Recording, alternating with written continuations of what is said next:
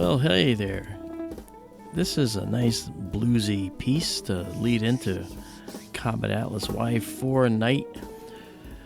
I just want to say hello to all of you guys. Thank you for coming out to see the comet tonight. I have several other things that we're going to look at as well. It just stands to reason we look at this part of the sky, you know. And I do want to make a comment that C&D Boy was here, and then Raul Duke is here. Thiago Vidal is here, and we will be joined hopefully shortly by another guest, someone that we've heard before, and he's been on our channel, and he'll join us again. And it's not Daryl this time. Daryl is going to bow out for health reasons. He's not doing the best he could be because he's been fighting this cold all winter long. But I do want to say hello to DPFX 9999, and we have several others. We have Tara is here as well. We have Daisy and Zoe. All right, we have some fun tonight, I'll tell you that. We're planning some fun. We have D17 Tom and Laura Newbert.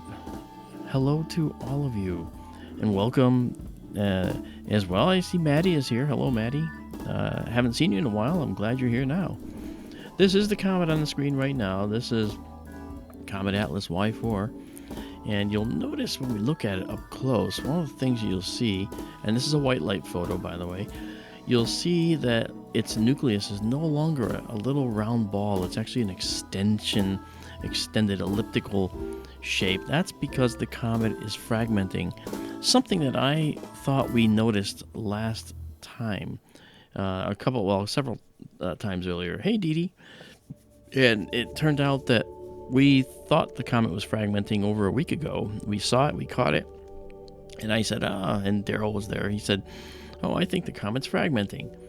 And it turns out that it was. It had to be confirmed, of course, but it was fragmenting and coming apart at the seams.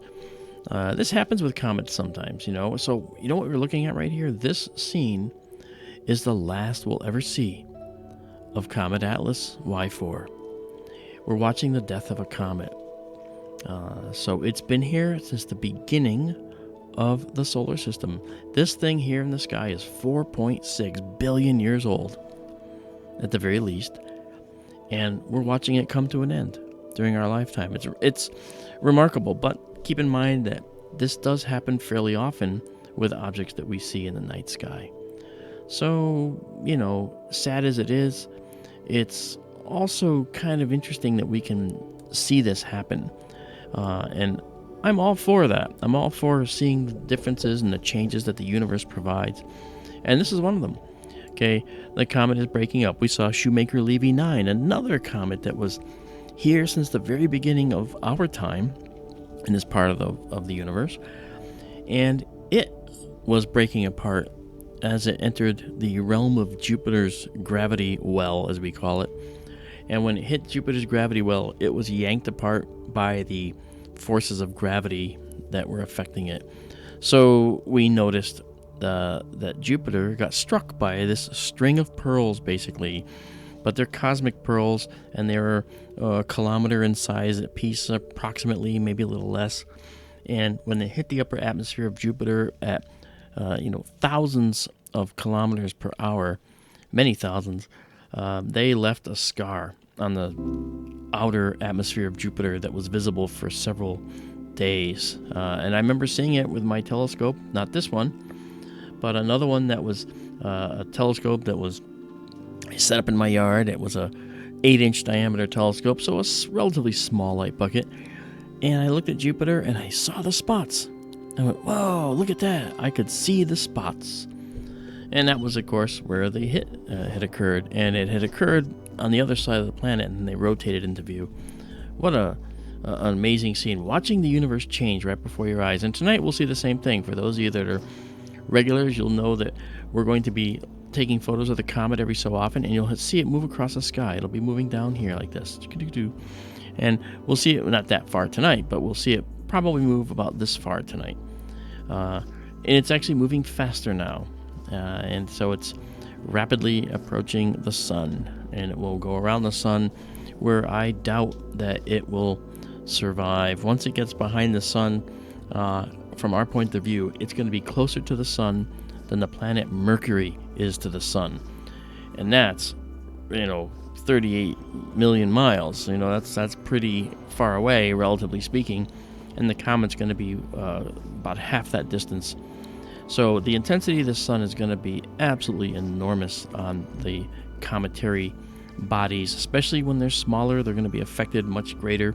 So what comes out from the other side might very well be a much less of a comet. Probably more like ice debris, perhaps. I don't know, but we'll see. It's happened before. And sometimes, guess what? Comets have taken a nosedive, right into the sun. This one won't do it. But when they do, the sun shrugs it off as if nothing happened. In fact, it doesn't even know what happened. So that's really interesting, that it does that. But that's how it works. That's how it works. The universe is a crazy place. So that said, we'll just take a few pictures of the comet as well. Again, this is white light. We know that we're using the white light because when we go to our live view, all right, I know it looks black, but there's stars there. You can see some here. Okay, and let me activate the observatory cam. All right, so you also get a live view of the observatory as it's taking pictures and moving around. And for those that are just here, I give the introductions. This section up here, this is the telescope control cluster. It has the controls for where the telescope is looking and how I move it around. Down here is a filter wheel that has these special filters hanging off the back of the telescope, and then the cameras after that.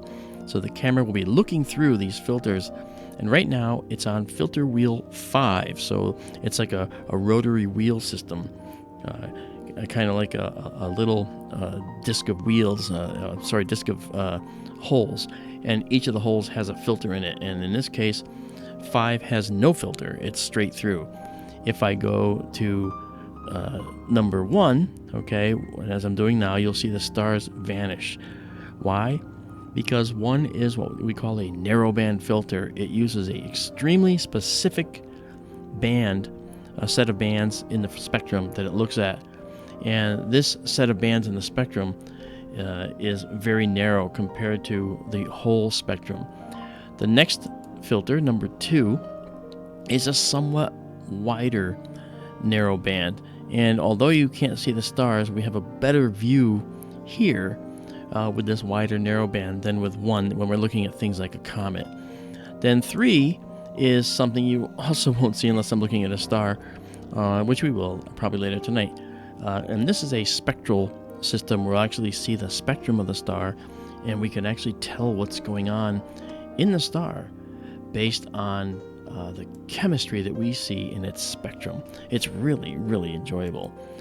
And wheel number, or opening number 4, is a black disc, because it's important when you take really cool photos, especially if you're planning on stacking them, that you take dark images with nothing but the noise of the sensor that you end up seeing, and then that can be removed in the final process. It really makes a big difference on your photos.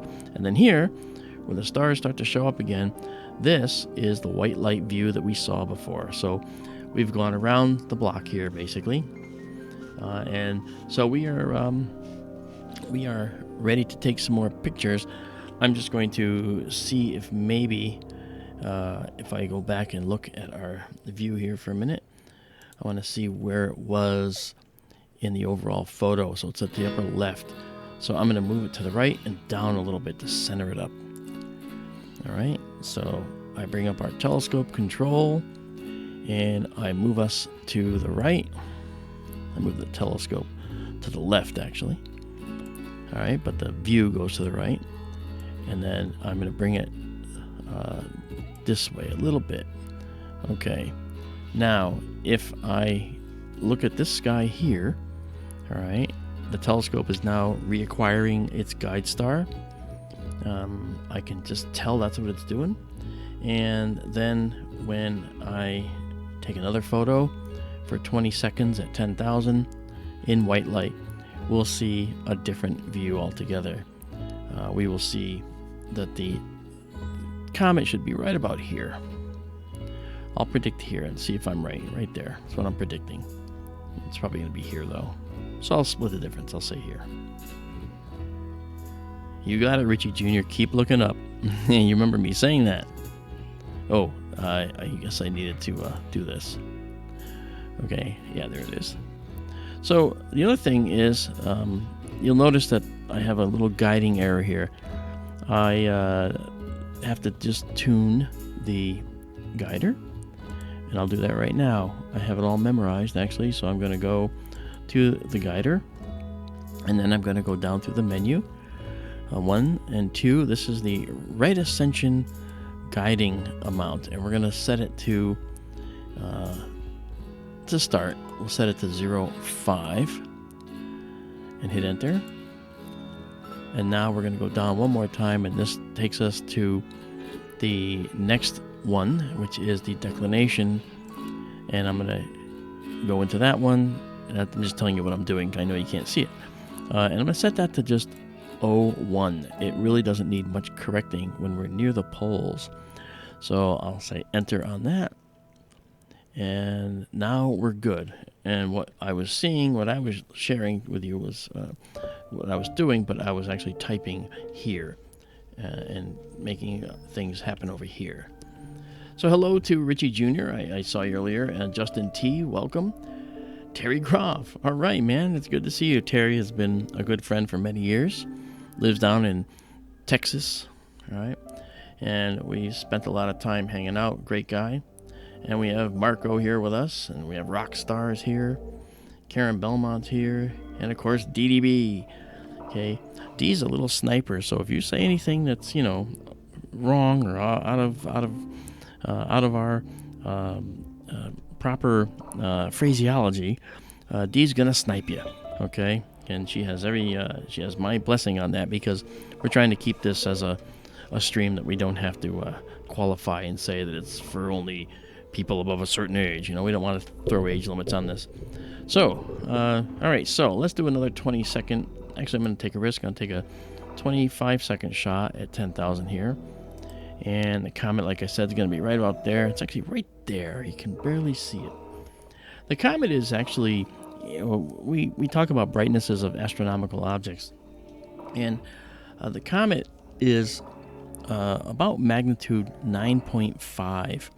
Now, the higher the number, the fainter it is. And keep in mind, yeah, you're right, Dee Dee. People do tend to behave. Keep in mind that when a comet, it looks like that setting was a little better. Could still work on it.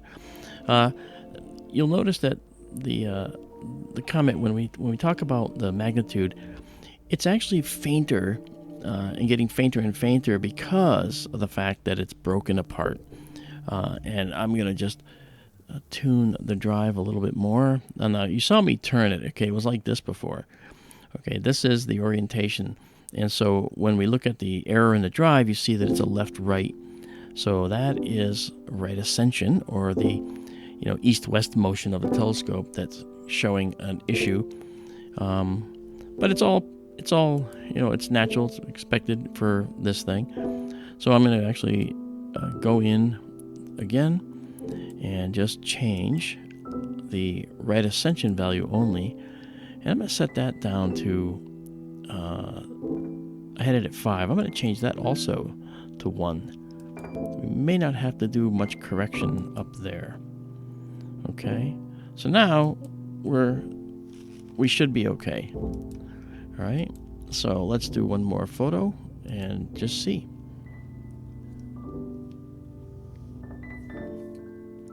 Hello, Jensen H.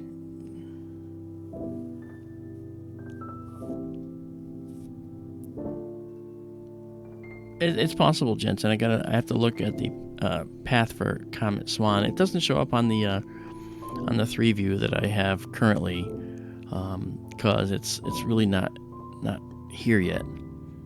Oh, that didn't work, did it? maybe I have to go the other way. You're getting to see me do the tuning and so forth in the observatory, which I don't mind. I love letting you look at this stuff. I think it's great. Okay, so let's do this. And this. And this. Now I'm in the right ascension correction, and I'm going to actually set it to 10. And then work back. Okay. All right, and now I'll go down and just make sure the declination is set right. And I'm going to set that to 0, 1. Enter. And now we should have it all set. And we'll try one more time. And if it still doesn't work, it means that the dome might be interfering with the guider, but I don't think it is. I mean, when I look at this image here, it looks to me like the guider, which is on the other side of this barrel here, is facing right out of the dome, so we should be okay. Let's see what we get. Oh, okay, here's Keith. All right, bud, let me give you a call. You just heard the telescope finish up. There we go, look at that. See, the image is better. Sorry about the noise of Skype.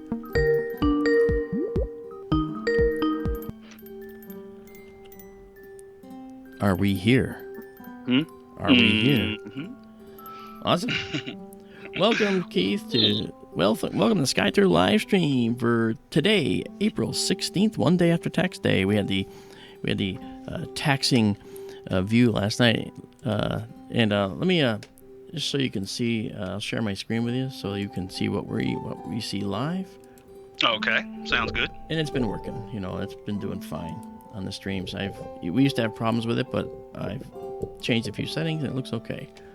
Cool. So here we go. I don't know how clear the screen is for you, but there's the comet right there. Can you see it?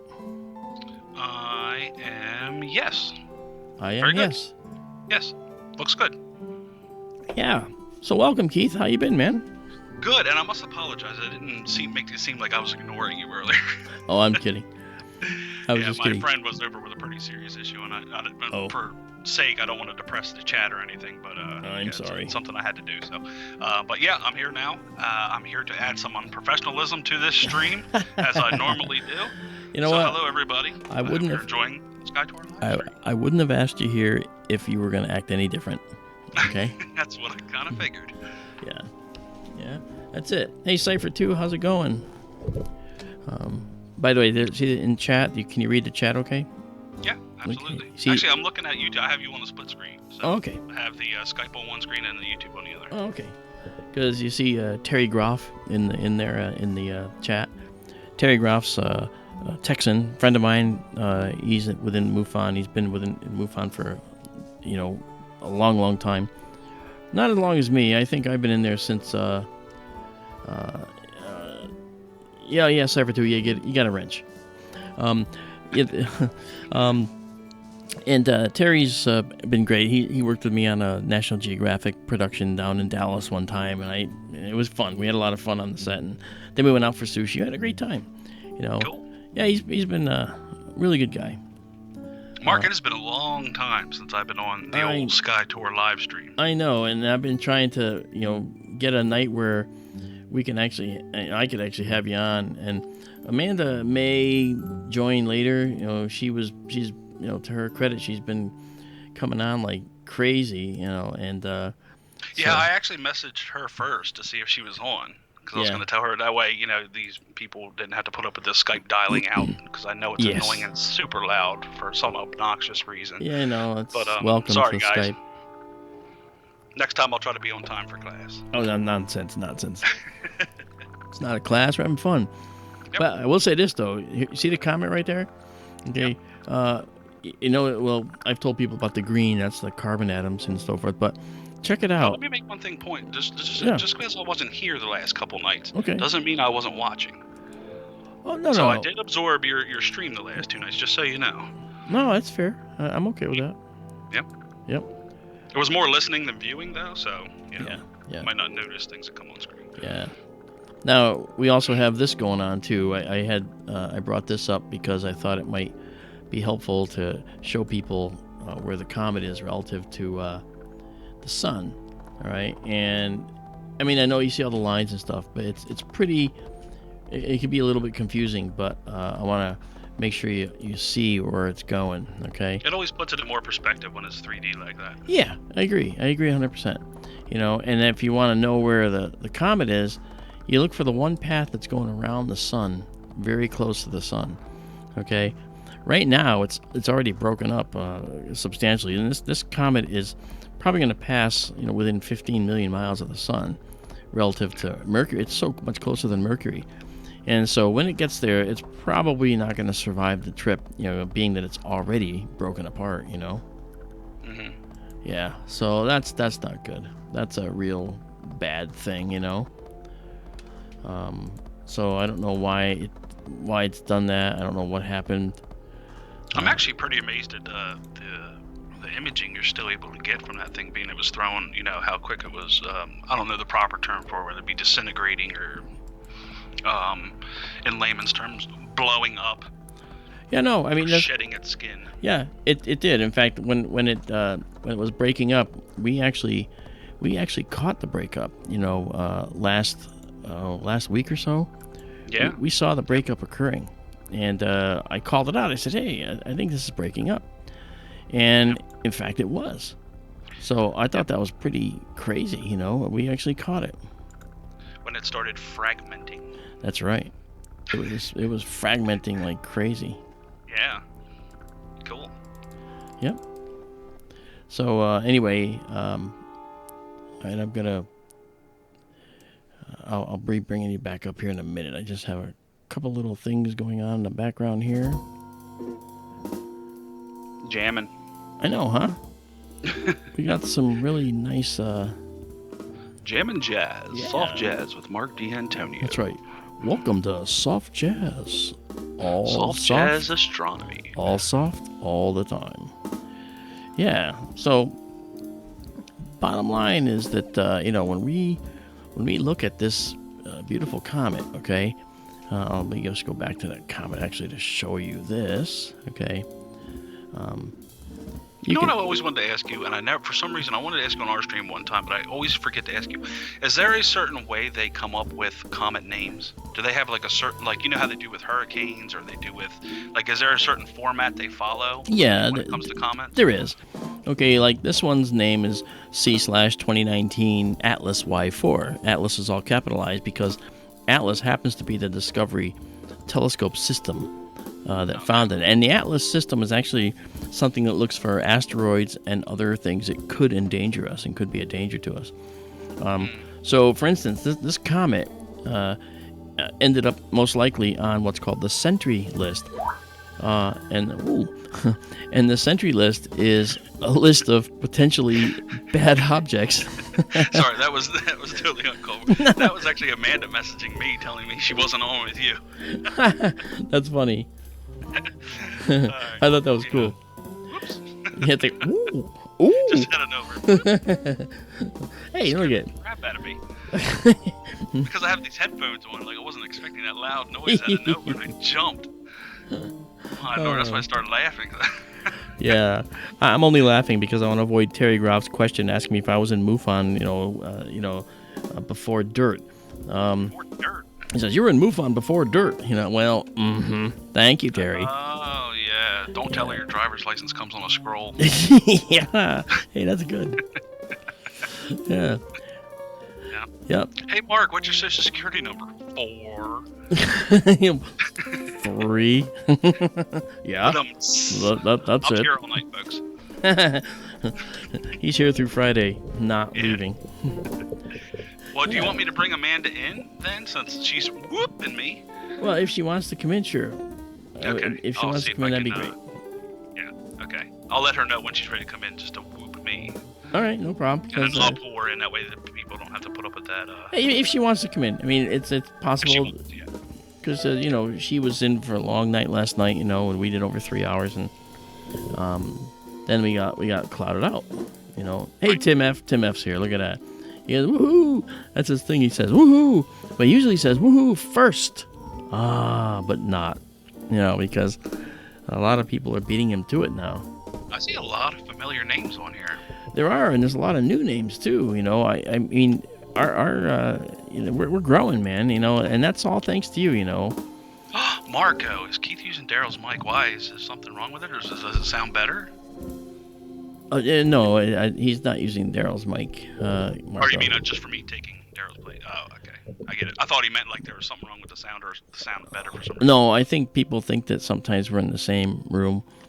But I don't think he thought that because he heard me call you. You know, last night we peaked out with 70 concurrent viewers all at the same time. It was kind of nice. You know, that's the most we've really ever had, except for the lunar eclipse. We had 5,000 or so. I've been seeing their numbers go steadily up. That's good, man. There's a lot of people looking towards astronomy when they're stuck at home. I can imagine that's true. I agree with that. It's probably true. It's probably true. Yeah. So I'm pretty sure that you know, the comet. This is the last time we're going to see this one. We're watching the death of a comet. Because maybe if I do this will help. I'll turn on my equalizer? My stereoscopic microphone. Okay. I think when they say it sounds like Daryl's sound, I know what that means. You probably don't have a lot of lows in the settings on your equalizer, so. Ooh, I can fix that. And then you could end up booming your voice out and be talking like this. Welcome to SkyTour LiveStream. Let's see here. Doing the voice. Is this better? Wrong button. Well, yeah. Let me see here. As we're looking at this beautiful comet. And I'm going to take another shot of it, too, so. I'm going to take we're going to go to a 1 minute shot. Yeah, it's a little, it's not intelligible, but you got to come back a little bit. There we go. All right. You know, I created a robot and I gave him a voice that could go all over the place. So we had the Arnold Schwarzenegger voice, we had the Mickey Mouse voice, and it wasn't, you know, just that, it had 1,000 in between it could go to. And we'd let it choose. It would choose which one it wanted to go to depending on who it was talking to, because it would talk to people. Sammy the robot, he's online. He's on our site on fxmodels.com. You can see him.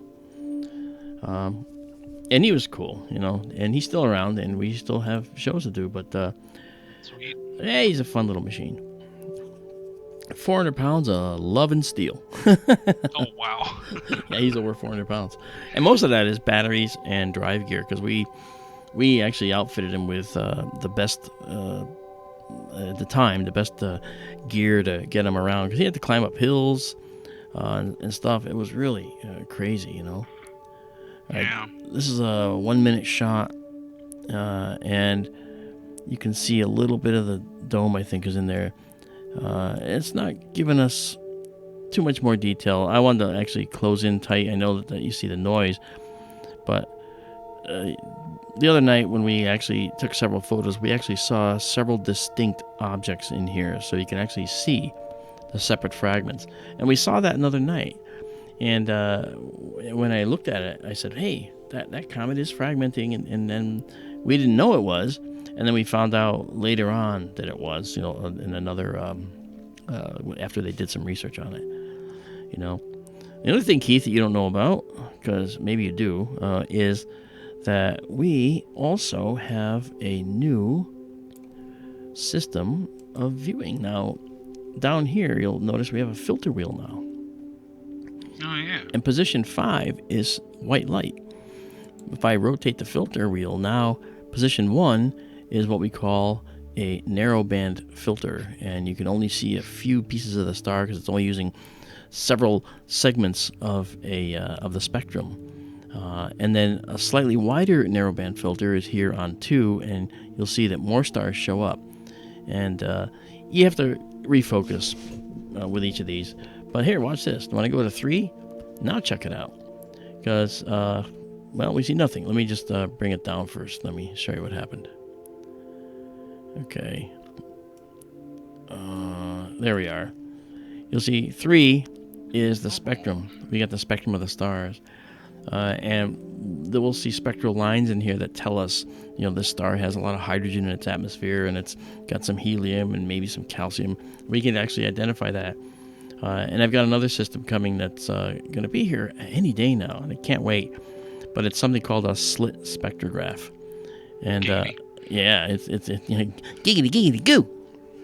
It's actually that's actually pretty neat. So yeah, you got like a built-in spectrometer, pretty much. Yeah, that's right. Nice. Essentially, and that's kind of cool. Right now, I'm on that somewhat wider narrowband filter, so I'm going to come down here, and I'm going to go over to this star and focus. So I'm going to go into a focusing mode, and then you'll watch the star. I'm going to focus on it right now, and you'll see that it changes focus. Okay, it's going to get a little fatter.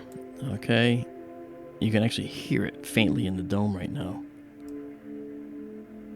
The politically correct term is chubby. Oh, okay. And now we can bring it down again. Okay. Right, as you can see now where it is, it's out of focus now. So we'll bring it back in. And when we get to where I think it's in focus, then The politically correct term is focusly challenged. Focusly challenged. Yes. I'm visually focusly challenged. And by the way, I just have to say hello to Marianne Robb. Marianne and Robb, I'll tell you a little story. Marianne! I know Marianne. You well, know I don't know Marianne. Marianne, You but know I've of her. talked to Marianne before. Marianne Robb is very important to SkyTour LiveStream West.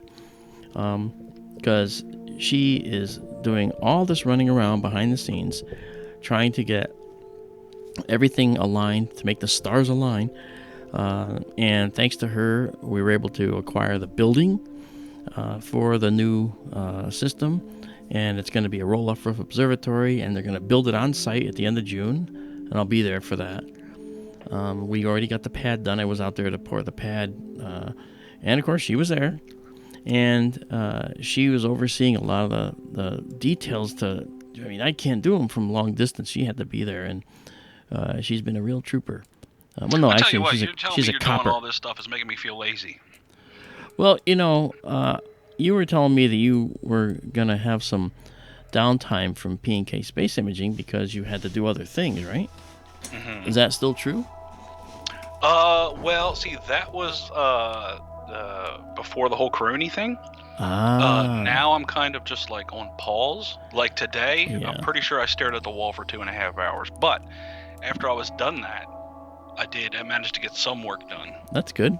So, and then, of course, all that stuff, and then you called. So, to put it this way, the last time we tried to do a stream, which was a solar stream, we got taken down off of YouTube for abusing community guidelines. And I want to know about that. Could you please explain what happened? Because I thought that was ridiculous.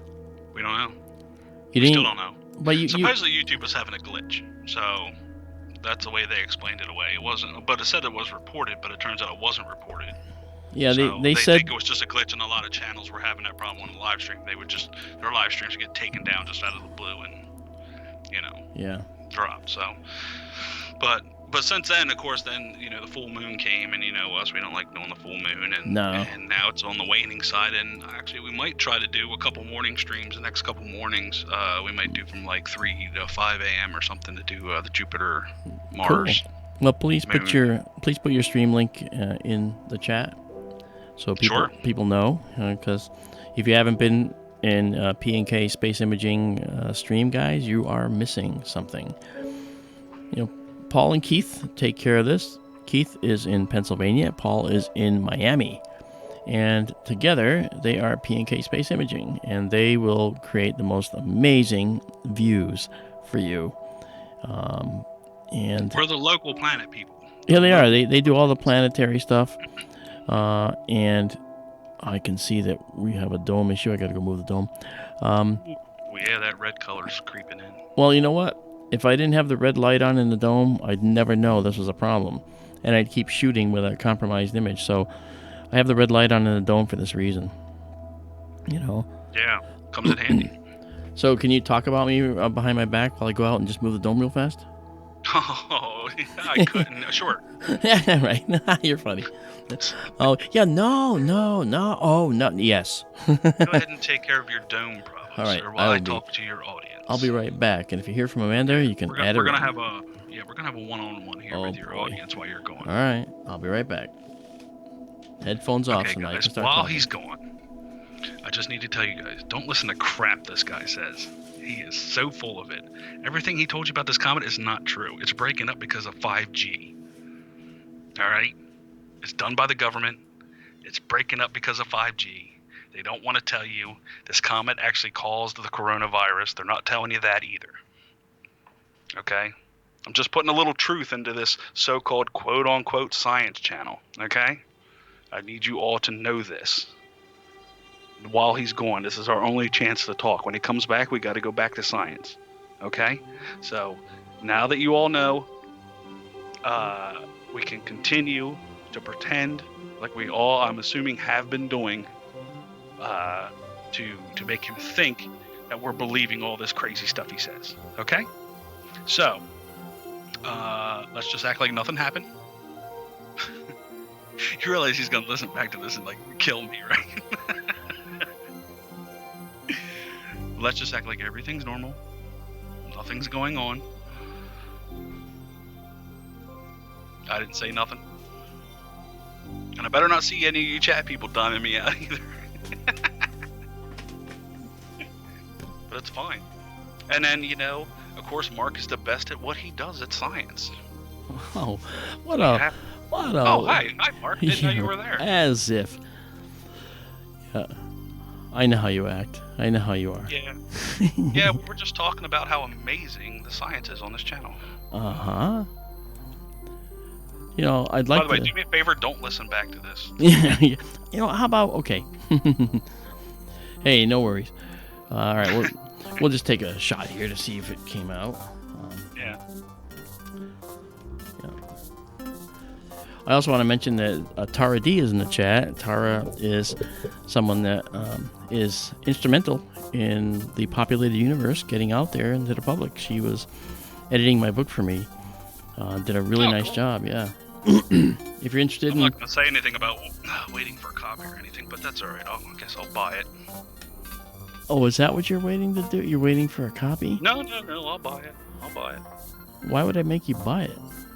Well, I mean, you're the reason I'm doing what I'm doing right now. Shut up. My lord. I tell you what, you can't trust anybody from Philly.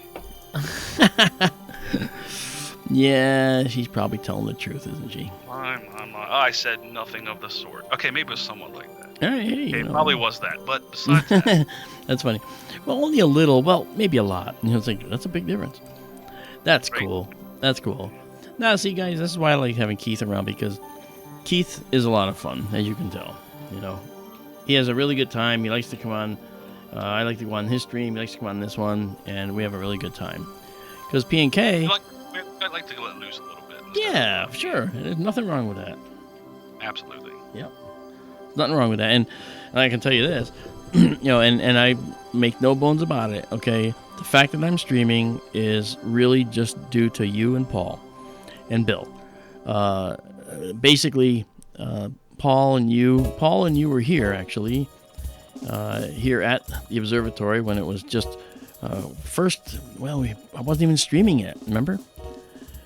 Yeah. And you came to visit, and with Bill, New York Skywatcher, and what you saw was this dome sitting on the front lawn, because everybody has a dome on their front lawn.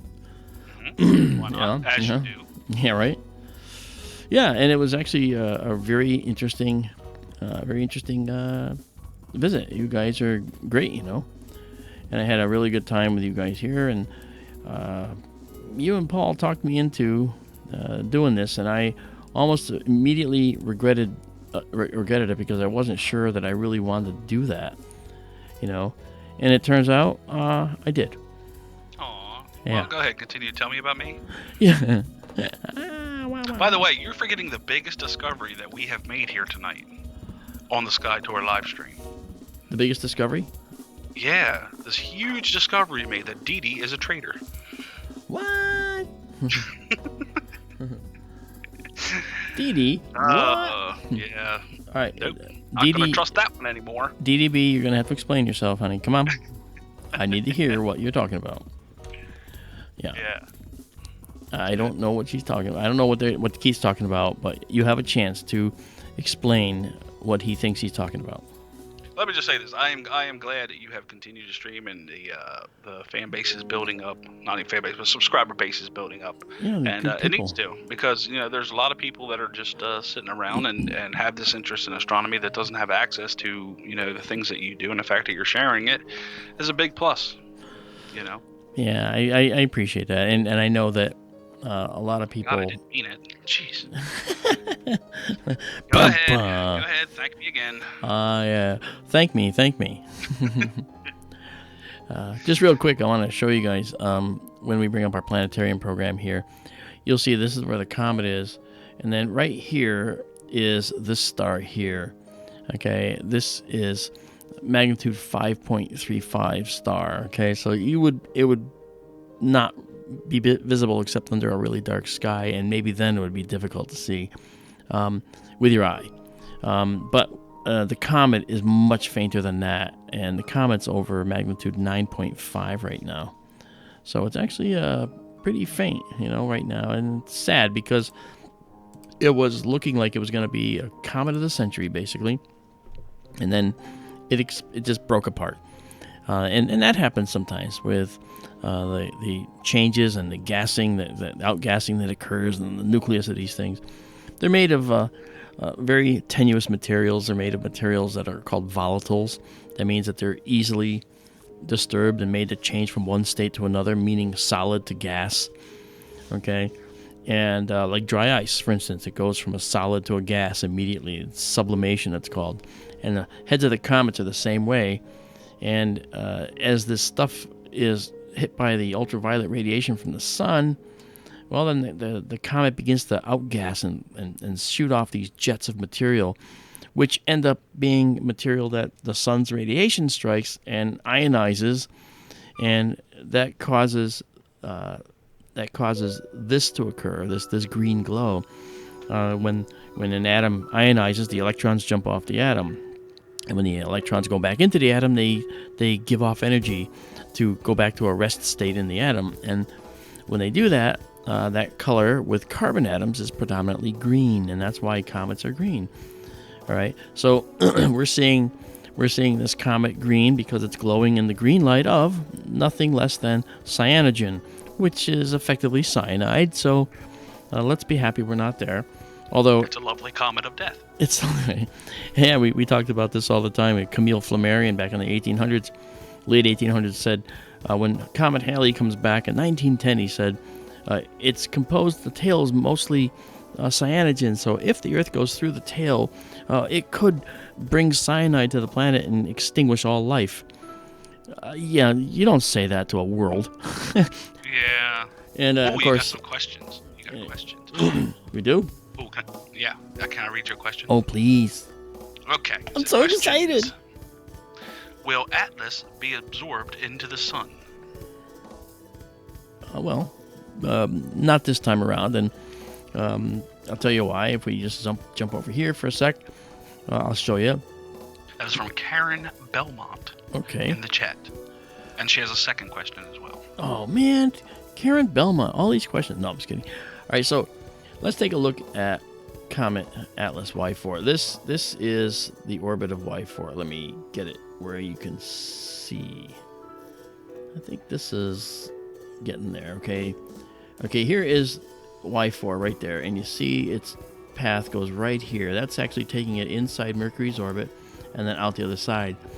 So it's going to miss the sun, but it's going to be inside Mercury's orbit when it gets there. All right. It's going to gain some speed, right? Oh, it's accelerating already. Nice. Yeah. It moves fastest here. When it's coming around the sun, it's moving fastest right in this zone here. Okay. Nice. So, but it's already fragmented. So, unfortunately, I think by the time it gets to the other side, we're going to end up finding that it has indeed broken apart. D17 Tom. Wow, thank you so much, man. Before you answer D17's question, let me get to her second question. All right. And she said, before it meets its melty, creamy nougat end, what will we see, or will we see it with a nude eye? Well, I can tell you, Mr. What is it? What's something 34? Daryl said it the other night. I forget. It unfortunately is. 34. Yeah, I know. He had to be there. Okay. I'll take your word for it. Yeah. Karen Belmont, I will answer that for you.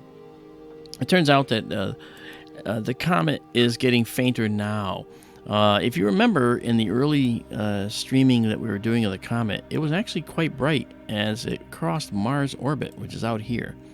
Okay, when it crossed Mars orbit out here, it was actually pretty bright. But by the time it got to this spot right here, okay, just before this is the path. Okay, as it got to that spot, it began to get dimmer, and the thing we noticed primarily is this. I'll show you. When we looked at the comet, all right, unfortunately, we saw that the nucleus wasn't this round object that we would expect to see for a comet. It became this elongated thing. And that elongation usually means that the nucleus has broken apart and is trailing some fragments, which are also outgassing as well. So now the comet is not just outgassing from the nucleus, it's outgassing from all the particles and all the separate pieces that it's fragmented into. So that makes it very unlikely that a lot of it's going to survive this time around on the sun. And it's too bad because this comet takes, over 6,016 years to make one orbit. And we've talked about that before, I think. When we look at this orbit That's here. A little bit of time? Just a little, huh? Okay. So let's take a look. Okay, this is the Y4 orbit, and it looks like it's just a short little orbit. But if you turn it sideways, you see that it goes out way past Pluto, which is here. Okay. And it goes even further. That's Pluto. And look how far out this comet goes. Okay, and it's a renegade. It's a renegade, yeah. And look at it. So that's actually, a really, really highly elliptical orbit. When you have a circular orbit is an ellipse, okay, with an eccentricity that is that shows you that it's a circular orbit. A circle is just a special ellipse, okay. So this right here, okay, this shows you the path of the orbit, okay, and it's a 6,016 year orbit. Crazy stuff, man. But comets have always been the subject of mythology. We've all, in romance, they'd sparked Game of Thrones. They sparked books. They sparked, fears. They sparked, stock market crashes. And probably some car crashes too, because some of the comets have been so car crashes. Yeah, some of the comets have been so bright, like a Comet West in the 1970s, that people. I was about to say, one of our astronomers has been drinking. No. But okay, now I get you. Yeah, in the late 70s, when I think 1970s, I can't remember when, Comet West was in the western sky. It was stunning. I mean, with your naked eye, you could see this beautiful comet in the sky, and it had this long feathery tail, and it was gorgeous. And a number of people staring at the comet were startled by it and slid into the median of highways, crashed, because they didn't know what it was, Right. It means the birth of a dragon. That's exactly right. And you tell everybody. By the way, D17 Tom, I should get to him because he donated nicely to you. Yes, go ahead. Okay, so D17 Tom says, can you please, for the love of God and everything that is holy, chart Atlas and Swan together on May 23rd? Do it or I will find you. Yeah, I'm pretty sure that that was probably his exact wording. But I'm just reading. I'm sure you are. And okay. Yeah, I'm going to come up with a chart for Swan as well. By May 23rd, okay, Atlas Y4 will be the closest to Earth, which is only going to be about 72.5 million miles. And right now, Atlas, this comet is actually just under an astronomical unit from us. So the light coming to us is just about 8 minutes away. So we're seeing it 8 minutes ago. Just like with every star we see in the field, we're seeing them at various times. It's pretty close to the sun then, huh? Yeah, I mean, it is. And it's actually, from our position to the comet's just under an astronomical unit. From our position to the sun is an astronomical unit. And it was greater than that, and it was less than that, now. And it was equal to that for a couple of days. It was actually 1.00 astronomical units. So we knew that the light was coming to us in 8.2 minutes from the comet. And it took the same as the... Are these images you can stack? Unfortunately not, and here's why. Okay. Because in the time we've been talking, all right, let me go back and let me show you what happens when we now take a photo. And hello, Lynch Gaming. Welcome. Hello, Elliot. And Chris Elliott's here. Yep. Mm-hmm. Yeah. And Lurking. That's a good name. Hi, I'm Lurking. Oh, hi. Hi there, not really creepy. It's funny. I like it. So, don't be nasty. That's a good guy over there. Mm-hmm. Okay, we're gonna take another 30-second shot. I'll tell you why. When we come back now to this guy, all right. You see where the head of the comet is, right? In the next photo, you see that little star right there. When this next photo comes in, and I'll have to rotate it. To get it right. But when the next photo comes in, look where the head of the comet will be compared to that star. You'll notice that it's actually moved a little bit. I'm predicting anyway. And then this is the other one. This is the earlier one. And this is the later one. And then here is the current one. Okay. Let me get it moving here. I gotcha. All right. Oh, I keep staring at the YouTube channel. I gotta remember to look over to Skype. Yeah, just stay on Skype. You're like, it's right here, and I'm looking at the YouTube channel, and the cursor's moving around. Yeah, now, here's a comment, okay? That was earlier, and this is now. Check it out. See that? It's to the left, and now it's to the right. Isn't that cool? I mean, we're actually watching astronomical objects changing right before our eyes. This is something that not many people get to see. They see the process photos later and everything, but this is live. You're watching a comet. So fake. Jeez. Huh? That's so fake. Yeah, right. Flat Earth 2020. Yeah, I actually had I had someone tell me that when I showed them Venus. Okay, this was Venus earlier tonight. Venus is always hard to show people because you look at it and they're like, why can't we see it clear? It's like, well... well, that's what I could... It's not that big. I took that. Yeah, that's a good shot. Yeah, this is a very nice photo of Venus that I took. And this is actually how big it is, in the telescope. But, it supports magnification to this, at least. And this is the white light photo, so you can actually see the yellow tint of the Venusian atmosphere. And... yeah, a little yellowish tinge. And what's neat is Venus was really pretty, and I had one guy comment saying, that's fake, that's CG. And I'm like, what? And then he linked me a video that he shot saying, this is what Venus looks like. And it was I can only imagine. It was an out of focus shot of Venus, and he didn't know it was out of focus. And I tried to tell him gently, I'm very nice to people, and he basically just didn't want to believe it, and he was trying to take pictures with a P900, a Nikon P900. It's not meant for astrophotography, so it can't focus on point objects. I mean, what passes for... Don't get me wrong, good camera. It is. It's a super zoom camera, and I love it. If the Flat Earth had a sponsor, it would be the P900 or the P1000. I mean, man, oh man. But here's the thing. And you know this with me. This is why we concentrate on planets and the moon, the close bodies. When I look at Venus, like the picture you just had up, yep.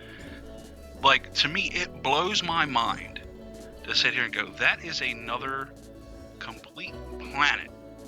Another world. Similar to ours in its size. Yep. And it's just out there in space. It's out there. But how big it is. It's as big as Earth. Of course, Venus is usually referred to as Earth's twin. Yeah. The sister planet. That's right. It used to be, and it's anything but, Venus, as we know. Jupiter and Mars, and you realize that these are just planets rotating around a star. And they're just there. Yeah. And we're stuck here, basically. Well, I'd rather be stuck here than where this planet is, because...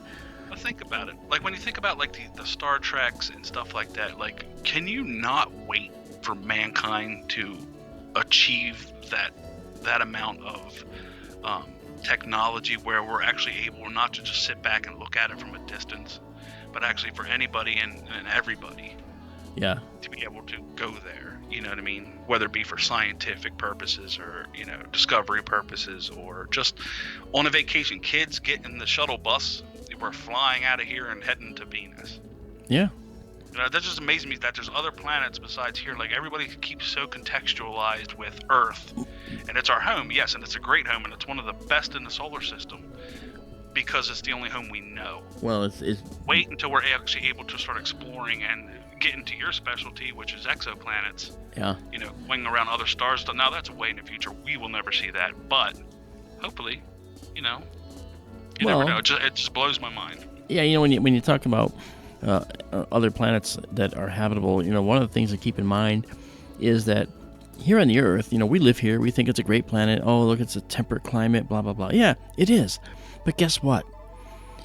In our solar system, it's all we got. There's no other planet that we could survive on, naturally, but Earth, okay? Sure, we evolved here, so we're used to its conditions. However, evolution here on Earth took place in part because the sun's ultraviolet energy, which is bad for genetics, was causing mutations in the genes of all the animals, including the early humans, the early, I won't say humans, but early Australopithecines, the two-legged bipedal creatures that ended up becoming humans, hominids, and these mutations, if they served the being well, okay, then they would survive. If they didn't serve them well, then they would lead to a dead-end path. So Earth, we are here exactly as we are because of 5 major extinction events on the planet, for one thing, but for another, because the sun's ultraviolet energy is bad for creatures, bad for DNA on this planet, and it's being mutated by natural processes and by this radiation, okay, that gets through to the ground. So Earth. What I always told people is especially like the younger kids and whatnot, is basically, the Earth didn't adapt for us. We adapted for the Earth, which is what made life possible. That's right. I mean, we actually we evolved into the environment that the Earth presented. Correct. Exactly. And so when we talk about the fact that the Earth is 1 astronomical unit from the sun, we evolved in a way that could best manage that situation. But what about the habitability of Earth? Is Earth really the most habitable planet in the universe? And the answer is no. Earth is not what we call a super habitable planet. That's a real term. You look it up. A super habitable planet is one where you can have life forms that exist there without anything that might threaten them. Okay, we have tectonic activity on the planet. We have crustal plates that move around, grind against each other, and smash into each other, and bears down near you in Pennsylvania. And the crustal plates bouncing around on the planet cause earthquakes, which take the lives of many people and have changed history because cities have been razed by earthquakes. We have volcanic eruptions that change the whole face of the Earth. Krakatoa, Tambora, the Siberian traps during the Permian Age is responsible. That large, basically it was just a flow fissure event. Basically, it was really amazing because that particular event is the reason that most of the life in the oceans died, and almost all life on Earth perished. 96 to 97% of all the life forms died during the Permian because this major eruption put more carbon dioxide in the atmosphere than ever before, and in just a really short time. And oxygen levels were reduced in the ocean, plant life died. We almost didn't make it. I say we, the collective we. So, the Earth is stubborn. The life is just tenacious, right? There's life living inside of volcano craters on the walls, bacteria. There's life at the bottom of the deepest oceans, at the vents there. And we see crabs and clams and tube worms that have, red hemoglobin-like substance in their blood streams that are these little worms. I mean, there are a tremendous amount of stuff on this planet that's tenacious. Living in the Yellowstone geyser pools. Okay, and those are all microbial life. Nothing we can survive. We're not extremophiles. We're wimpophiles. We can only have a certain narrow range of temperature within which we can survive comfortably. Now, if we should say to D17 Tom, thanks again for the other $10. Hey, put some information for you there on the screen on the chat. D17, thank you. Yeah, thank you for telling me about that, Keith. I didn't see it. Not a problem. That's why I'm here.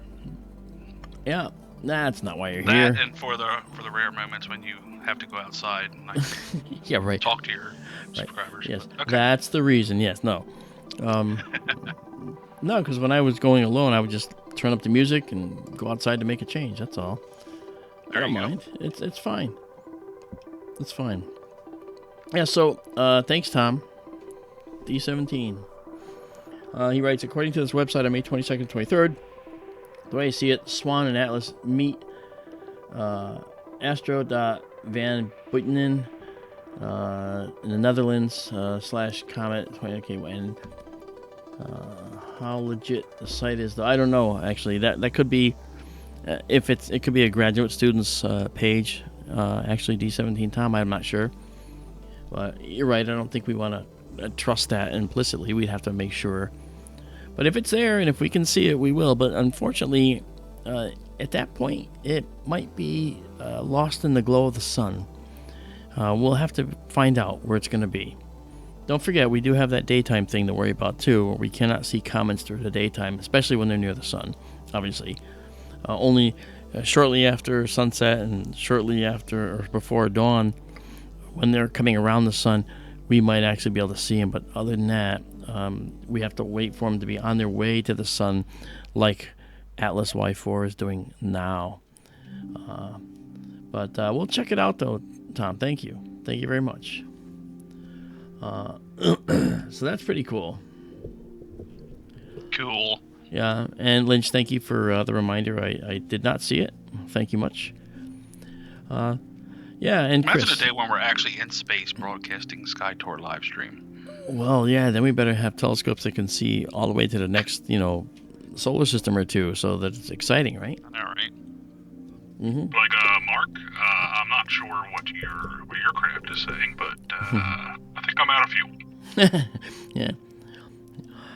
I'm sorry there, Keith, but you're gonna have to drift for a while. Over.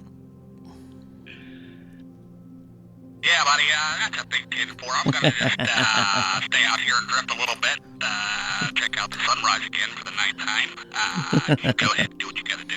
I'll take over here. Thank you. Roger that, Major Tom. Roger, Dodger. Roger. Oh no. That's cool. Yeah. I can't wait though. Like, I want space travel now. I know. I mean, isn't this space travel?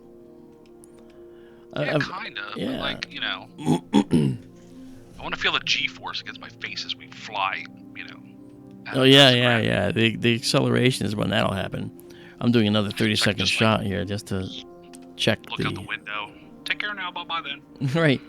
Of course, as you turn your head to look out the window, the G-forces under acceleration will snap your neck, and that'll be the last thing you'll see is the lights in your vision from the snapping of your neck. Okay, thanks for ruining my dreams, but go ahead. Dream killer. Oh, all right. All right, here's the latest image of the comet, and the previous one. Like, really? I'm talking about a beautiful space. You just told me my eyeballs were going to pop out of my face. No, I did not. You were such a downer. I am not. I'm trying to be majestic, and it's nice, getting the G's, getting away from Earth's gravity, and Mark's just, typing away on his computer over there, talking about how my eyeballs are going to explode and my blood vessels will start crawling out of my skin. Yeah, okay. My Lord. I didn't say any of that. Well, that's what I heard. That's what you heard. Hey, here's the shot now of the comet, and here it is a few minutes ago. Look at the difference. See where it is to the left of that star and above, and now where it's going to be to the right, and kind of crossing in front of it. Wow, that thing's moving at a clip, isn't it? It is, actually, and this is in the space of 20 minutes, so it does move quite a bit. And what's interesting is, if we look at this star, okay, that star right there, you'll see how the coma, that is and we got little artifacts going on there because I gotta fix the focus a little bit, but you'll notice that that star image right there, it's being seen through the haze of the chemical cloud that's around this comet's nucleus. So if we were to take a spectrum of this star, which we cannot do with our current setup, but we will be able to do it with our slit spectrograph that's coming hopefully any day now, we'll be able to actually see lines that are part of the comet that are polluting the spectrum of this star, because we're seeing the light as it comes through this cloudy coma of this comet. So we'll actually be able to see, do a before and after, take a spectrum of a star that the comet's about to go through, then take a spectrum of the star while the comet's going through it, and you're going to see there's two different things. They'll be the same at the base because the star spectrum is the same, but then there'll be some additional lines in the spectrum that don't belong there, and that's going to be because of this comet here. And that'll actually be an interesting way to see what the comet's made of, but we don't need to do that. We can actually just look at the comet itself, which I think is cool. Anyway, enough of that. Is this going to be on the test? Yes, in fact. So did you write that down? All right. Yeah. Yes. Oh yeah. Yeah, no, I think people enjoy when we goof around a little bit. I like it too. I try to play a straight man, but I can't. I have my own comedy to throw in. He is gay as the day is long. Oh, remember there was a time when you could say that and it just meant you were happy. That's what I'm talking about. What are you talking about? Jeez. People these days. I'm happy. I'm happy too. Hey, guess what? I'm happy. I don't know if I told you this, but when SkyTour West is up and running, we're going to put an identical scope out there as here. Okay. In fact, the scope that's going out there is the one we've been imaging with. We're actually using. Actually, Paul has been planning on which one he's sending out there. Okay, because I'm doing two peers. So when we decide to go, yeah, I am supposed to make a run to Miami and pick up if he's not coming. If he's able to get away, he'll come. But if not, okay. I'm supposed to pick one up. Yes, Jeff Lucas, that's Keith. Well. Hello. Yeah. Well, hello. Yeah. So yeah. For those that don't know, the observatory building is going to be about 11 by 11 foot, but it's a roll off. So we're not going to have any problems with the telescopes being in the way of each other, and they're going to be kind of kitty corner to each other in the building, and we'll be able to view the night sky at the same time.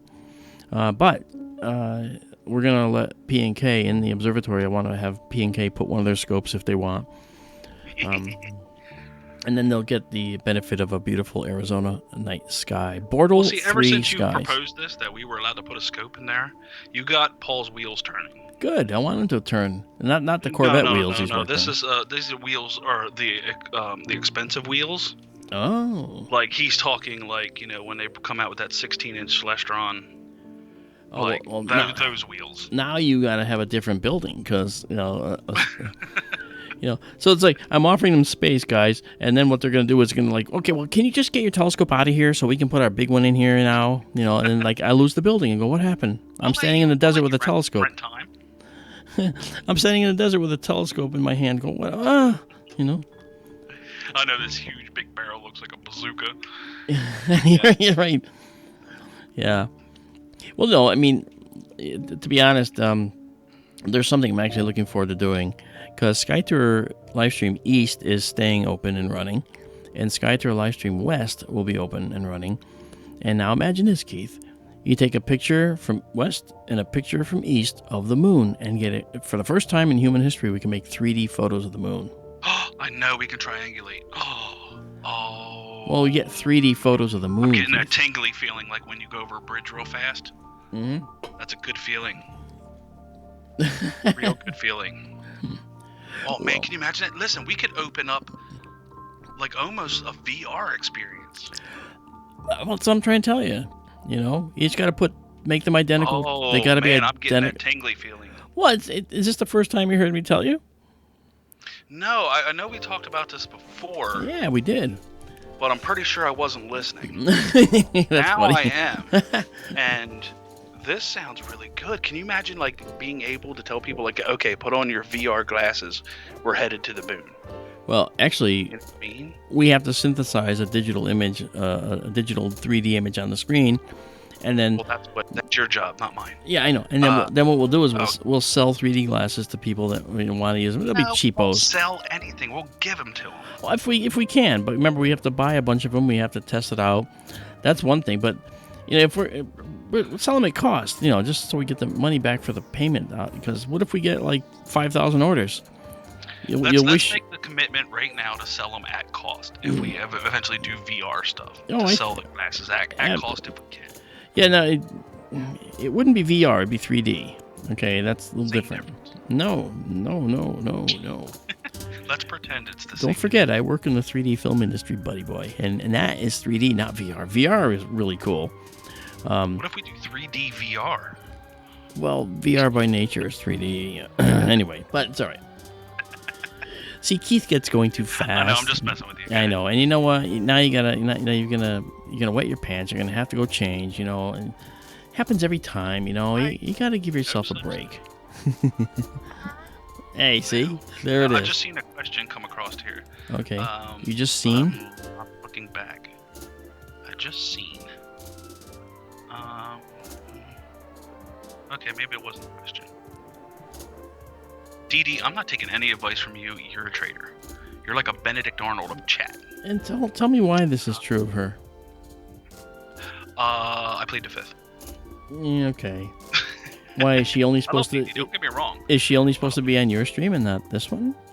No. No, by all means, she could be on whatever stream. I'm just saying that I told the chat to keep something between us, and she just went a blabbing. Oh. She turned in to the Donald Trump chat and just started blurting stuff. You mean the Bill Skywatcher chat? For those that don't know, Bill Skywatcher is a really good friend, and he's also our producer on KGRA Radio. But Bill's funny because if I'm telling a story or talking about something, Bill gets so excited, and he doesn't mean it to be mean, and there's not a mean bone in his body. He just blurts out the punchline. It's like blurting out the punchline of the joke before I get to say it, kind of a thing. I remember you guys talking about that. He goes, "Oh, I know." Yeah. And they have to chase him out of the room, and I go, "Get out of there!" And it's sort of a little routine now. It's funny. He's a good guy. Traitor. Oh well. I love you anyway, Dee. Okay, I'm trying to find this question, but I think it was Okay. I think he might have been asking somebody else in chat. Okay.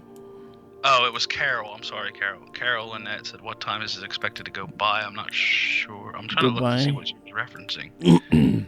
Well, it's gonna be May 23rd when it goes by us. The comet's gonna be the closest it will be to us on its way around the sun, and then May 31st, just a few days later, 8 days later, it's gonna be rounding the sun. It'll be at its closest approach to the sun, which will be on the other side of the sun from us. We won't be able to see it. And that's the thing, one thing that's never happened is we've actually never been able to image a comet that passes between us and the sun. Ooh.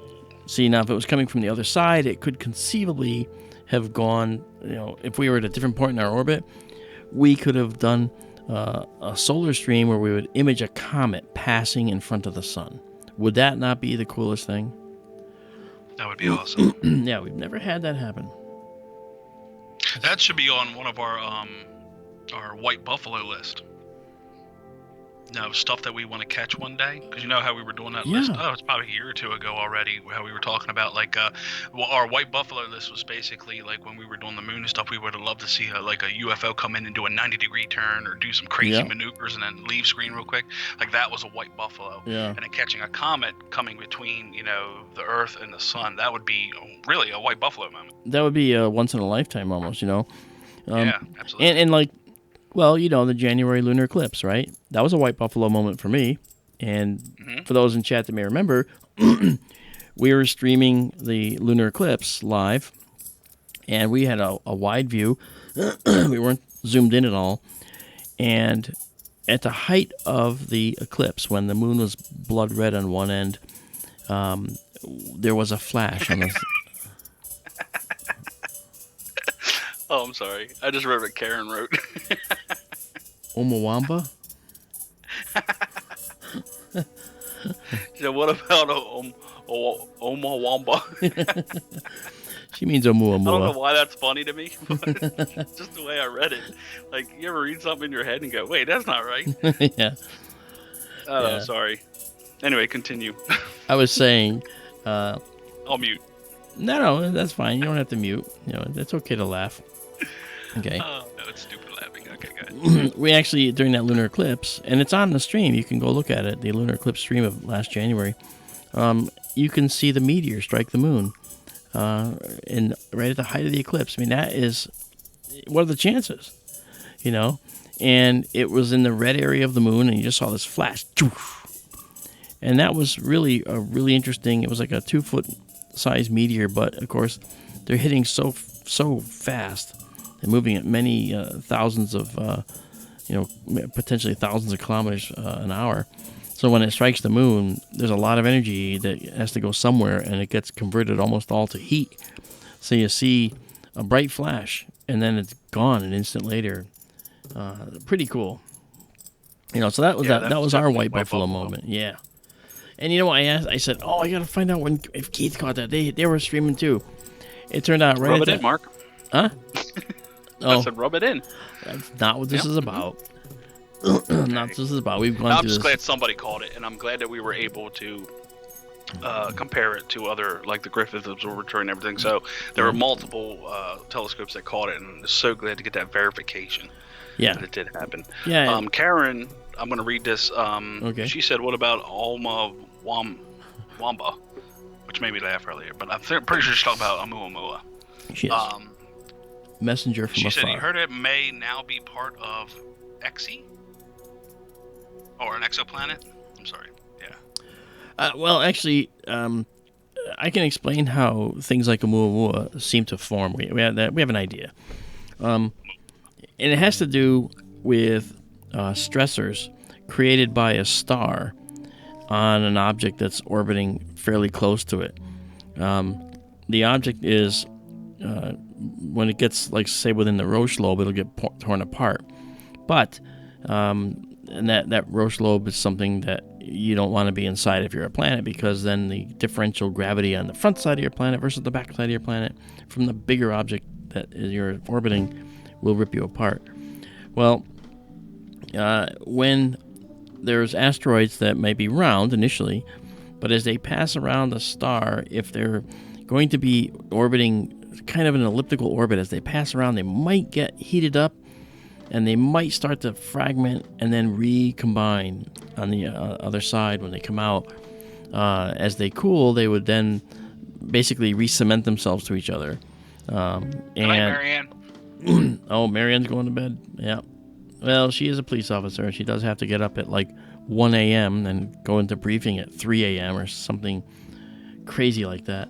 But I did it with her one day. I went on a 10-hour ride with her in the police car.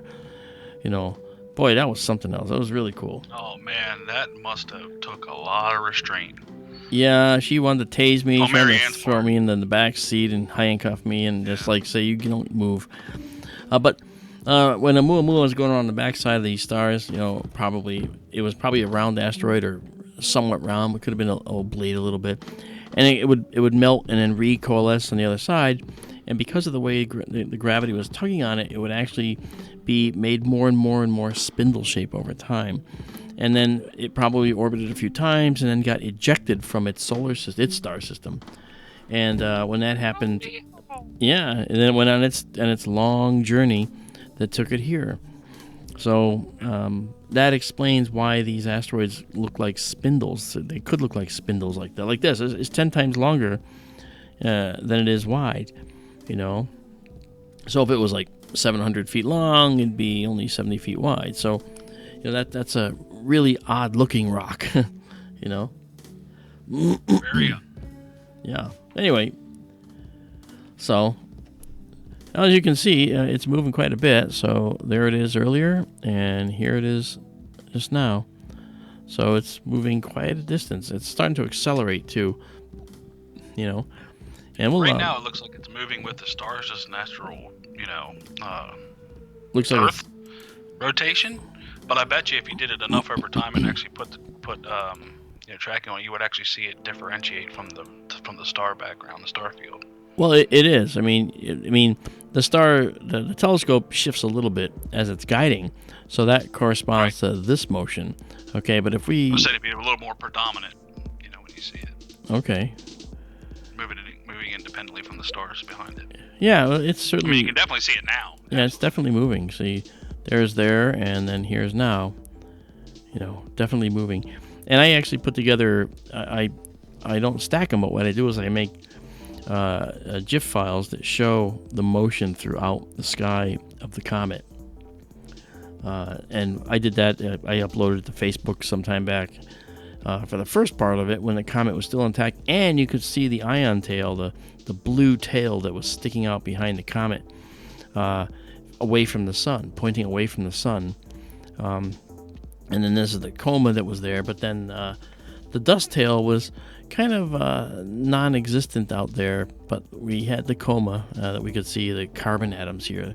It was really something, Is that true? That's how they came up with the propulsion idea of detonating a nuclear device behind like a rocket of some sort. Oh, they got that idea from comets. Project Daedalus? Whatever it was, yeah. Yeah, I mean, yeah, but I don't know if it was from comets. I'm trying to remember, because I remember that project.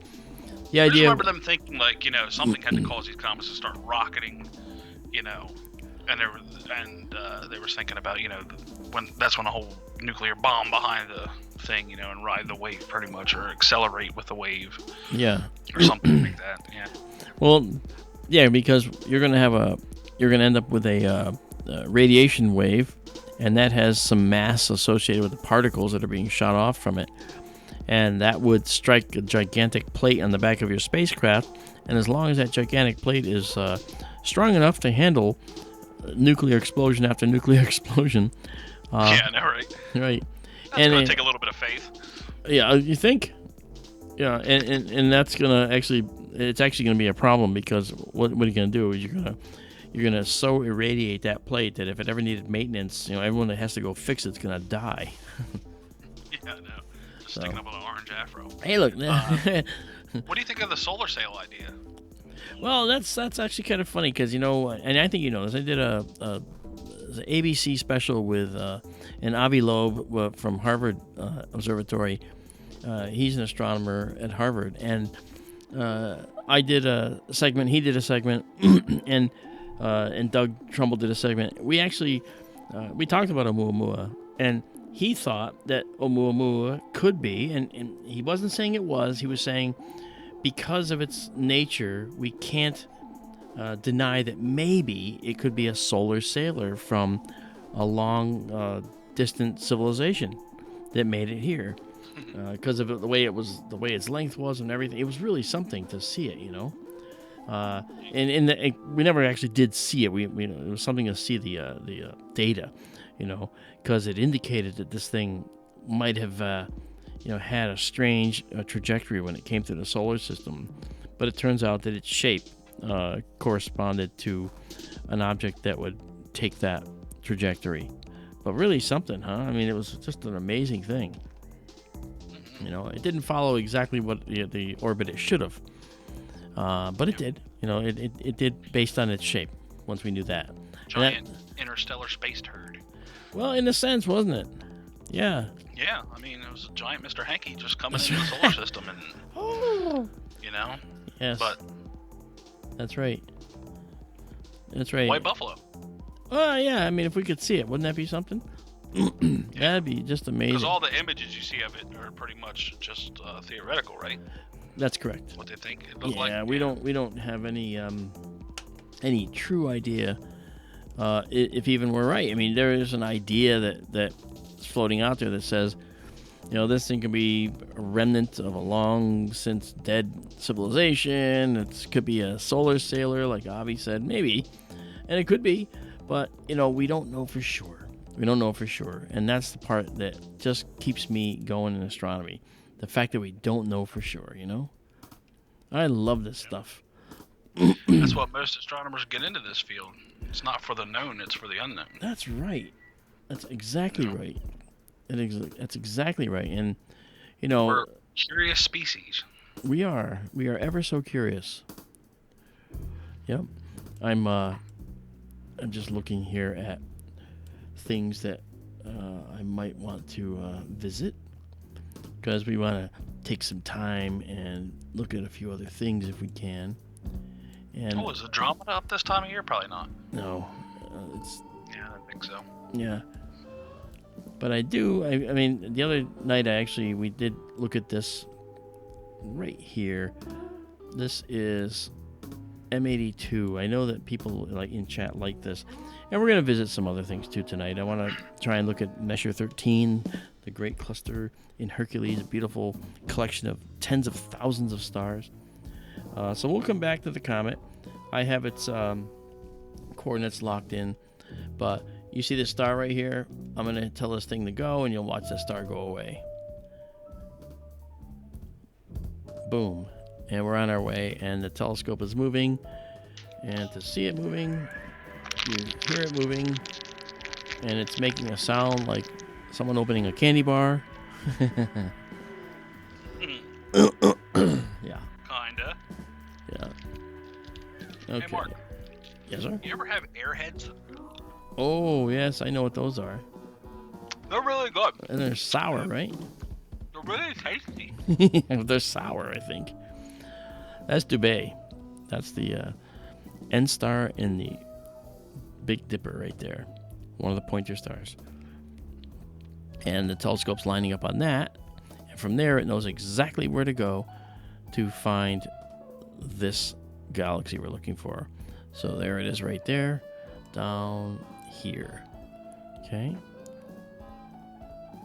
And then off it goes. Here's a question for you. Here's an answer What's for you. your favorite type of galaxy? Oh, by far, I like the galaxies that are spiral. Yeah, me too. And I'm a pinwheel fan myself. Yeah. Oh, really? Because there is a galaxy called the Pinwheel Galaxy right nearby where we are here. And we will look at it maybe. We'll see how it looks. Okay, anyway, we're still in white light right now.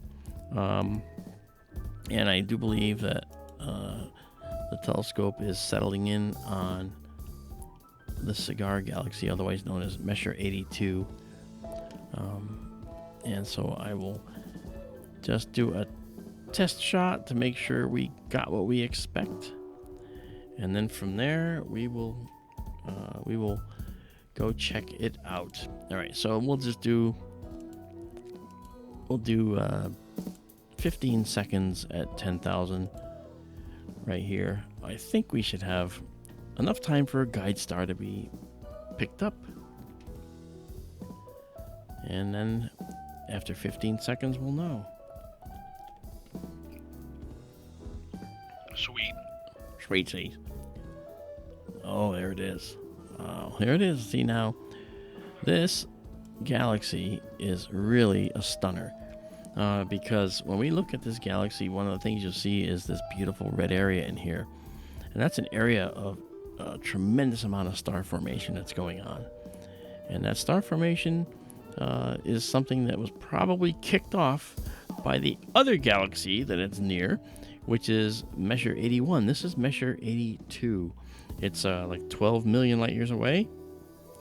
Messier 81, the companion to it, is actually just out of shot, actually, in this view. But they're almost the same distance. It's like Messier 81's like 11.8 million light years away. So yes, it means that the light that we see from it is 11.8 million years old for that. For this galaxy, we're looking at 12 million year old light. So, you look at what was going on Earth 12 million years ago, and you say, wow, that's weird, because that's exactly what was happening here on Earth when the light left that galaxy oh so long ago. That kind of thing. So it's really kind of a really cool thing. What I'm going to do now is I'm not going to just tell it to go find this galaxy. I'm actually going to, first thing I'm going to do, I'm going to take a longer shot just to show you. We'll do 30 seconds at 8,000 on this galaxy, okay? And that will give us a really pretty view. This is a finder shot. I was just doing it to see if it was in the view, and of course, as you can see, it was. Actually, very well placed, actually. So the system we're using is called high precision pointing, and it allows us, HPP allows us to go to a star of known location first. It does it all by itself, and then after that, it knows exactly where to go to get to the object. It's a two-step process. Takes a little longer to find objects, but man, it's really worth it when you're looking for something really faint. Uh-oh. Don't tell me. Oh, that's a cloud.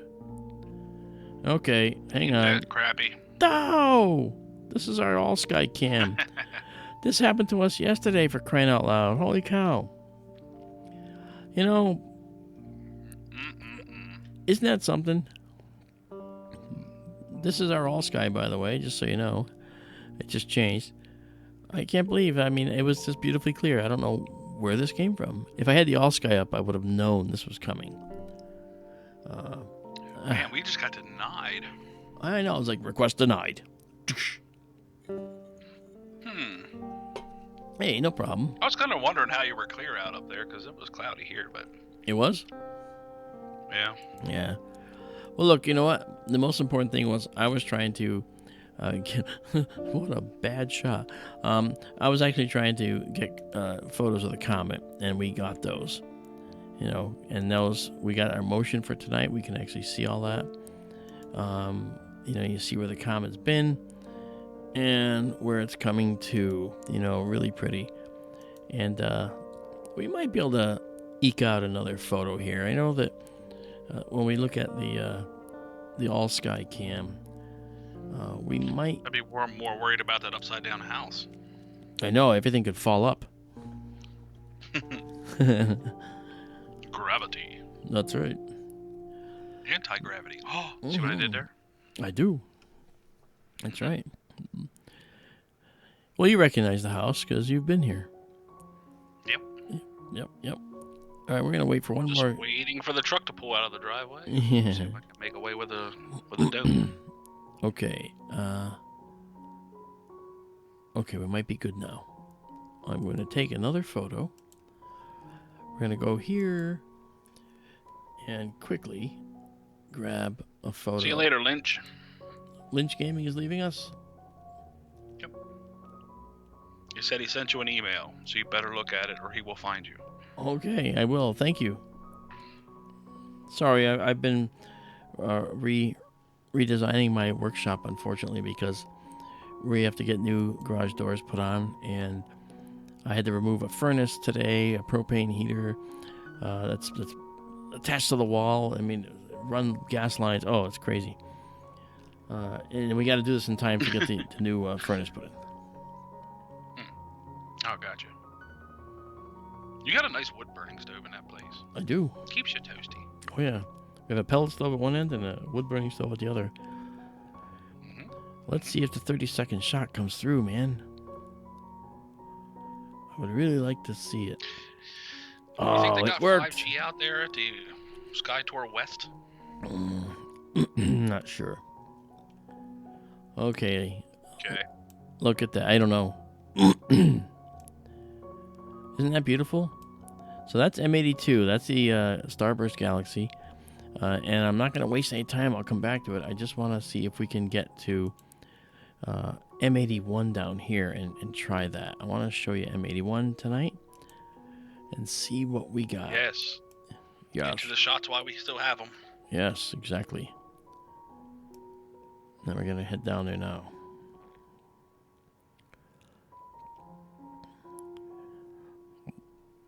I'm just dropping it down like this to kind of make it go as quick as possible. All right, so now this, we should have it in the view.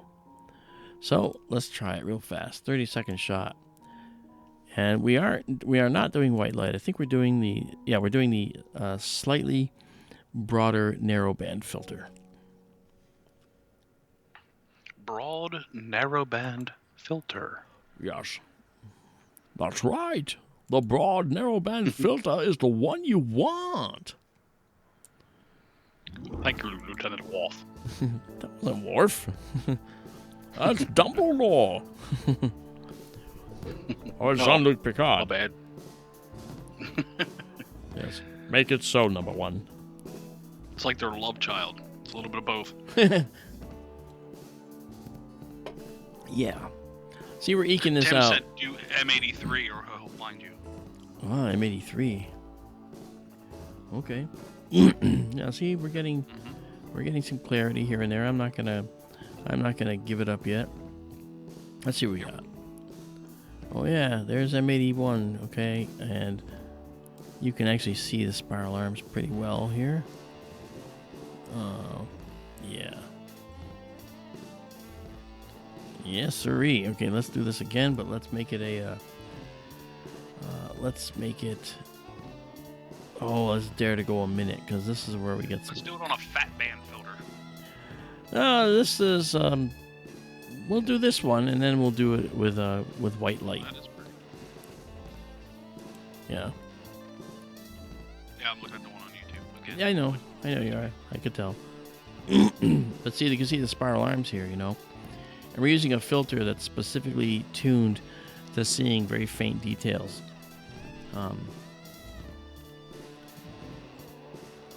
No, Jean-Luc Picard is one of my friends. No. I'm Patrick Stewart. Get off my ship, Q. I mean, Jean-Luc Picard. Oh, really, Picard? Your primitive, puny, organic units couldn't possibly fathom the knowledge of the Q. Wait, can I be a whore? Aren't you anyway? Oh yeah, that's right. Shut up. I was young. I needed the money. Whoa! What? Yeah, but you didn't get paid for that. Captain's log. Oumuamua. That's it. But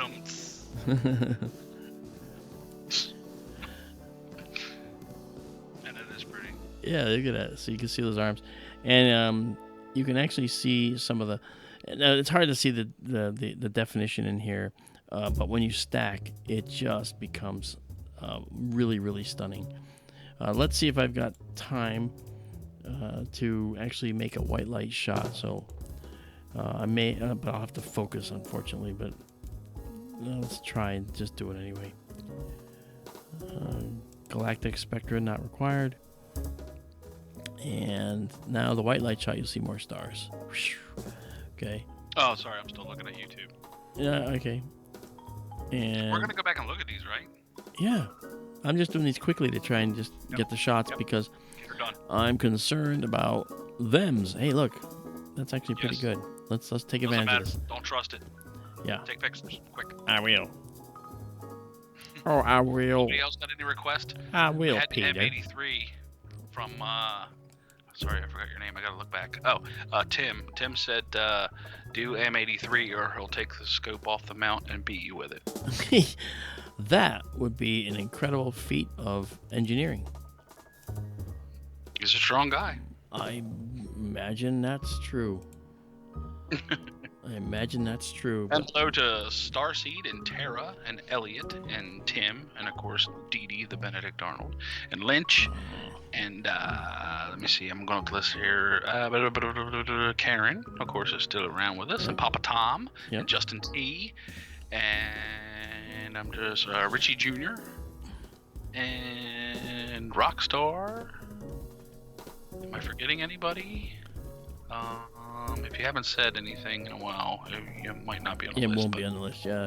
Because when you so hello to everybody. When you go and you look at the participants, you'll see there's a few, but there's more. Okay, here's the white light shot. Okay, now when you look at this white light shot, you see something. You can actually see how this section here is made up of stars that are predominantly. Look at that. You see that, Keith? See how detailed that is? Look at that dark lane in M81 there. And this ripple. Yeah. That's really Love nice. it. Yes, it's really nice. Oh, man. Imagine stacking that thing. Well, yeah, you do 25 of them and then do that. But if you look, okay, and I've done it. And it really predominant spirals. Woo. Yeah, and then if you look, you see how this sweeps around, okay? But the thing to notice though is this yellowish core here, this yellowish nucleus, and then the blue disk of stars, really well delineated. And that's because these are older stars, okay? Many of them are evolved and are in their red giant phase, perhaps, and some are smaller. But then we see the hot blue stars, because this is where stars form, is in the spiral arms of the galaxy. So that's really interesting. Now, M83, by the way, is in the constellation of Hydra, and that's a southern object. We can't see that from here. But it is a beautiful... Hail Hydra. Hail Hydra. Yeah. For those that ever watch the TV show that has Hydra and S.H.I.E.L.D., Agents of S.H.I.E.L.D. So this is a white light photo. And this is why you see, for white light, you see this sort of haze here. That's actually because even when you're in an area where you don't have a whole lot of light pollution, you still will have some, that creeps in. Just imagine there's probably another oxygen-nitrogen-based life form sitting in that galaxy looking back at us. You were watching my stream the other night because I said that exact same thing. I said there's probably other carbon-based life forms out there looking at our galaxy going, I wonder if there's life there. Well, that's because you copied it from me. By looking into the future, I guess, huh? Yeah.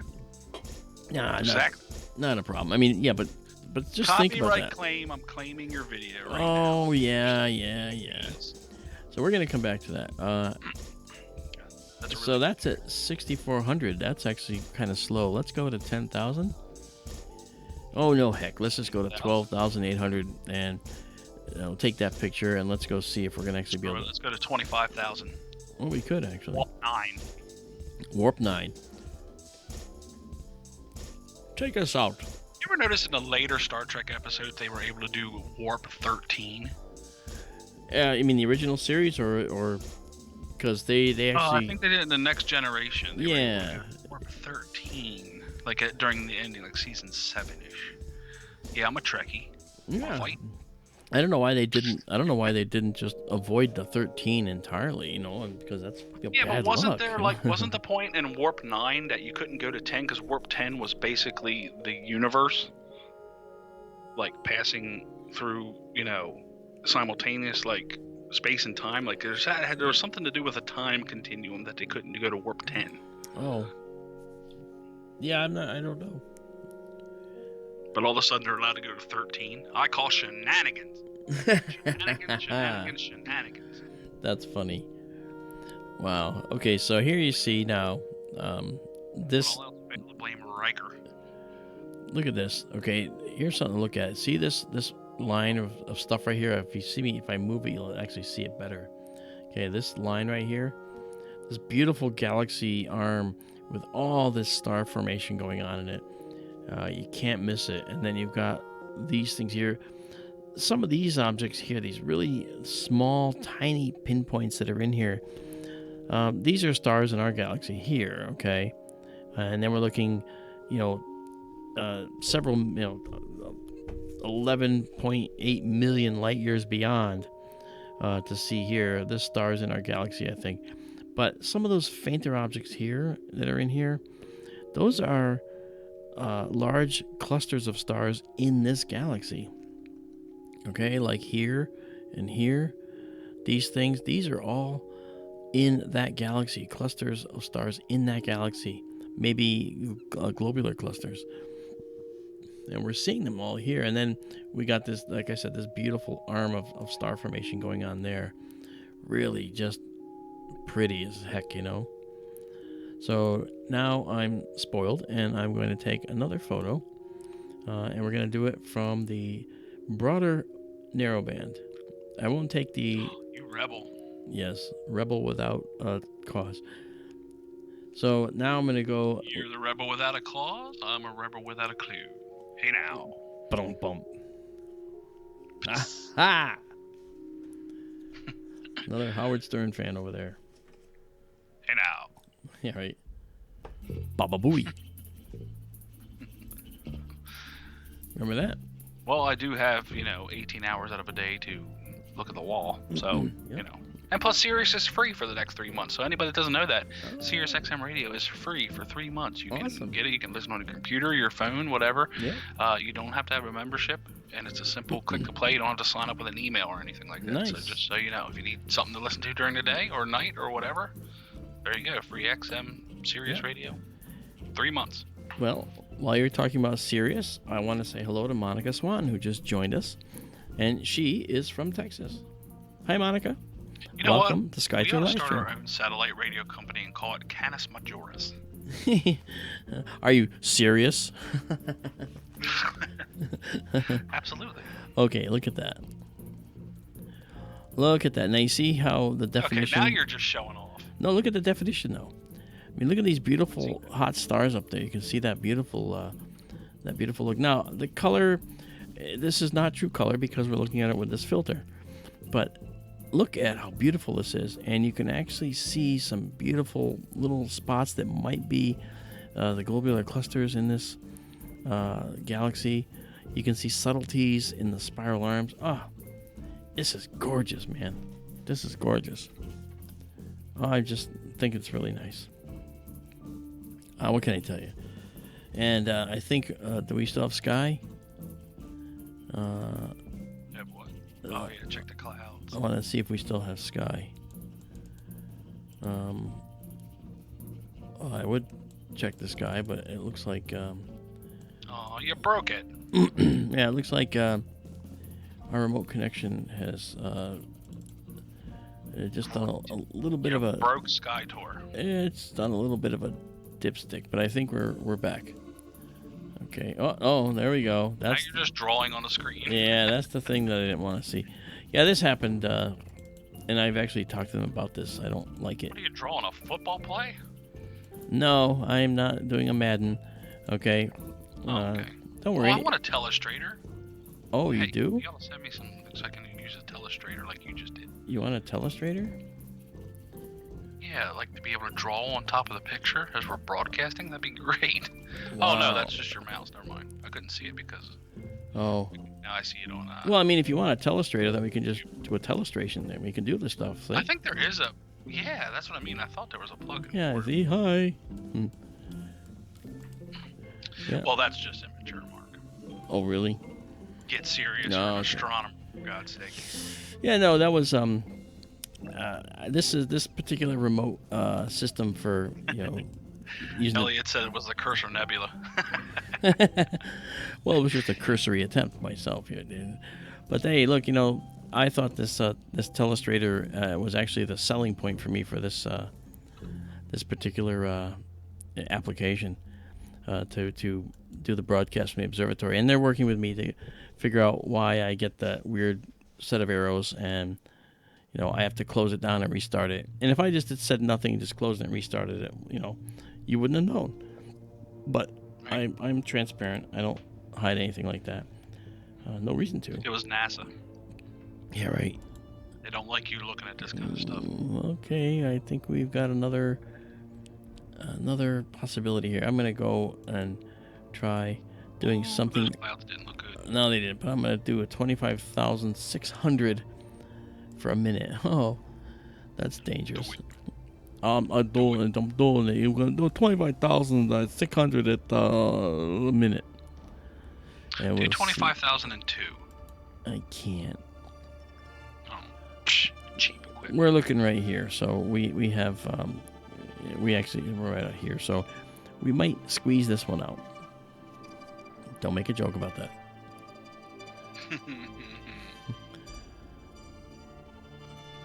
Really? Don't make a joke, Mr. Hanky. Okay, fine. I'm just saying you just gave the perfect setup. Mm-hmm. But I am zipped. Talk about squeezing it out. Okay. Right, I got you. Yeah, no problem there, boy. No problem. Okay, so the next image will be coming in here. We'll actually see what a much higher ISO. Now, we're going to lose some of the detail because we're going to get more noise, okay? But here's what you see. You see this modeling in the dark lanes of the galaxy at this higher level, see? And that is really exciting. You can see these really like fibrous dark lanes out there. You see that? I'll just go in one more level. You can see how those look now. See that? These things are really fibrous. They're like spindly little dark lanes. This is characteristic of M81. So it really is something else. So it really looks pretty nice. And then this dark lane here is actually very well defined. So it's not bad at all. I think that was worth taking that photo. It's pretty. That's a nice thing, yeah. Mm-hmm. Yeah. I want to welcome Bara. Hey, Bara Nasser is here. Hey. Bara Nasser has been here for the last couple nights as well. Ask very intelligent questions, and I really like it. I think you're a pharmacology person, Bara, am I right? And us science folks, we stick together, like carbon and oxygen, like a carbon-carbon bond, Carbon. Oh, Chris, I accidentally hid your comment. I didn't mean to. C2 actually, carbon. I know. I was just thinking about peroxide for some reason. Oh, okay. All right. Well, you can think of that. Yeah, this is beautiful. So this is M81, and you can actually see a lot of details in there. I'm just really impressed with this galaxy. Look at the spiral arms out there. And if we took like 15 of these shots, which we can't do tonight because of the clouds, and then stack them. My intent was to do some stacking tonight and take you along for the ride, but with the coming clouds, I knew that this was going to be a problem. But so I figured we'll just do some nice views. And if we look at the sky again real fast, yeah, I think we're going to lose it for good here in a minute. Actually, I'm going to check your local radar up there and see what it's looking like, cloud cover-wise. Well, these clouds are coming from the west, and the west is over there behind the house, and then it's going to head this way. So this next photo is going to probably be encroaching on the two end stars of the Big Dipper. You'll see it right about now. Yeah. And you got to keep in mind that this is a time exposure, okay? So the clouds are actually not stretched out like that.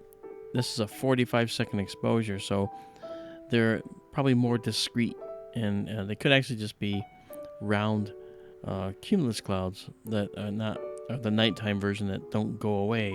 Darn them. Son of a... Yeah, see, Bar, science is your drug of choice. Yep, mine too. I mean, not that you couldn't tell, right? Drugs are bad, okay? Okay, Clint. Yeah, okay. Whatever you say, PC principal. Wow, you actually... Okay. Man, how are you clear? You're south of Waterbury, right? No, north of Waterbury.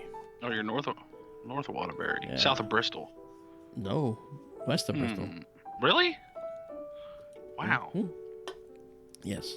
I forgot you were that far, like Farmington area, right? No, that's past Bristol. No, this is northwestern Connecticut. We're south of Torrington, north of Waterbury. Oh, okay. So we're in Litchfield County, the upper left of Connecticut. So you have snow showers to the south, where the darkest skies are. To the north, and you have a big cloud just crossing the state line into Connecticut, headed right for you. I know. Big, thick one. Yep. Well, actually, it's kind of spotty, but there is a constant haze over you. So. Well, that constant haze is actually...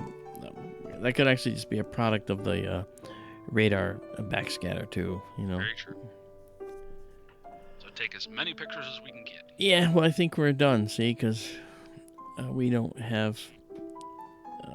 we don't have an opportunity now to take any more shots, unfortunately. Actually, I'll show you what I mean. If we go to the live view here for a sec, and...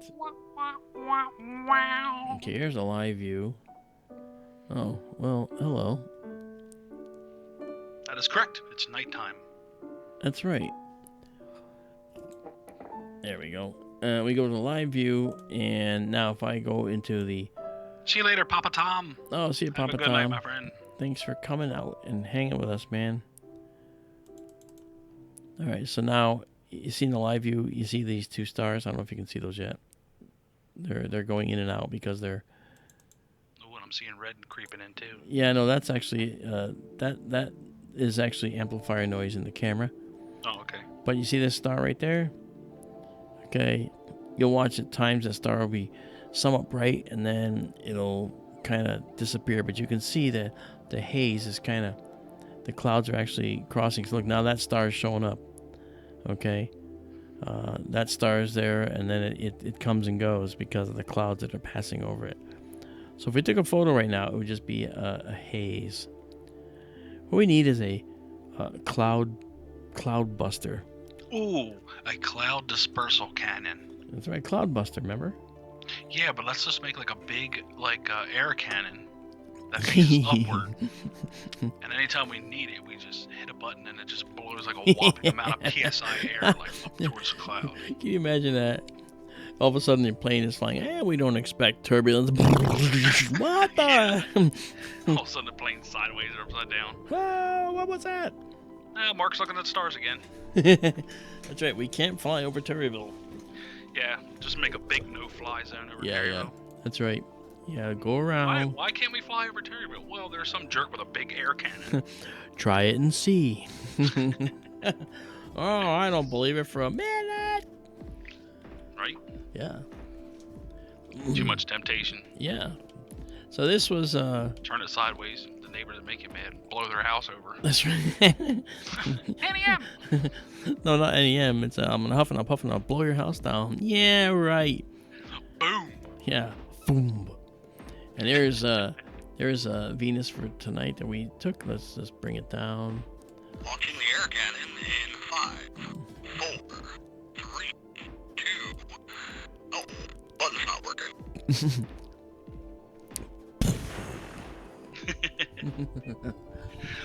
Yeah, ground control. Plane just hit a lot of air. Yeah. Not sure where it came from. Flying over Terryville. Oh, never mind. I know why. You sound like Brent Spiner there. Yeah, flying over Terryville, there's a big air cannon. Some jerk wants to look at a galaxy or something. We're gonna go ahead and turn back to the airport.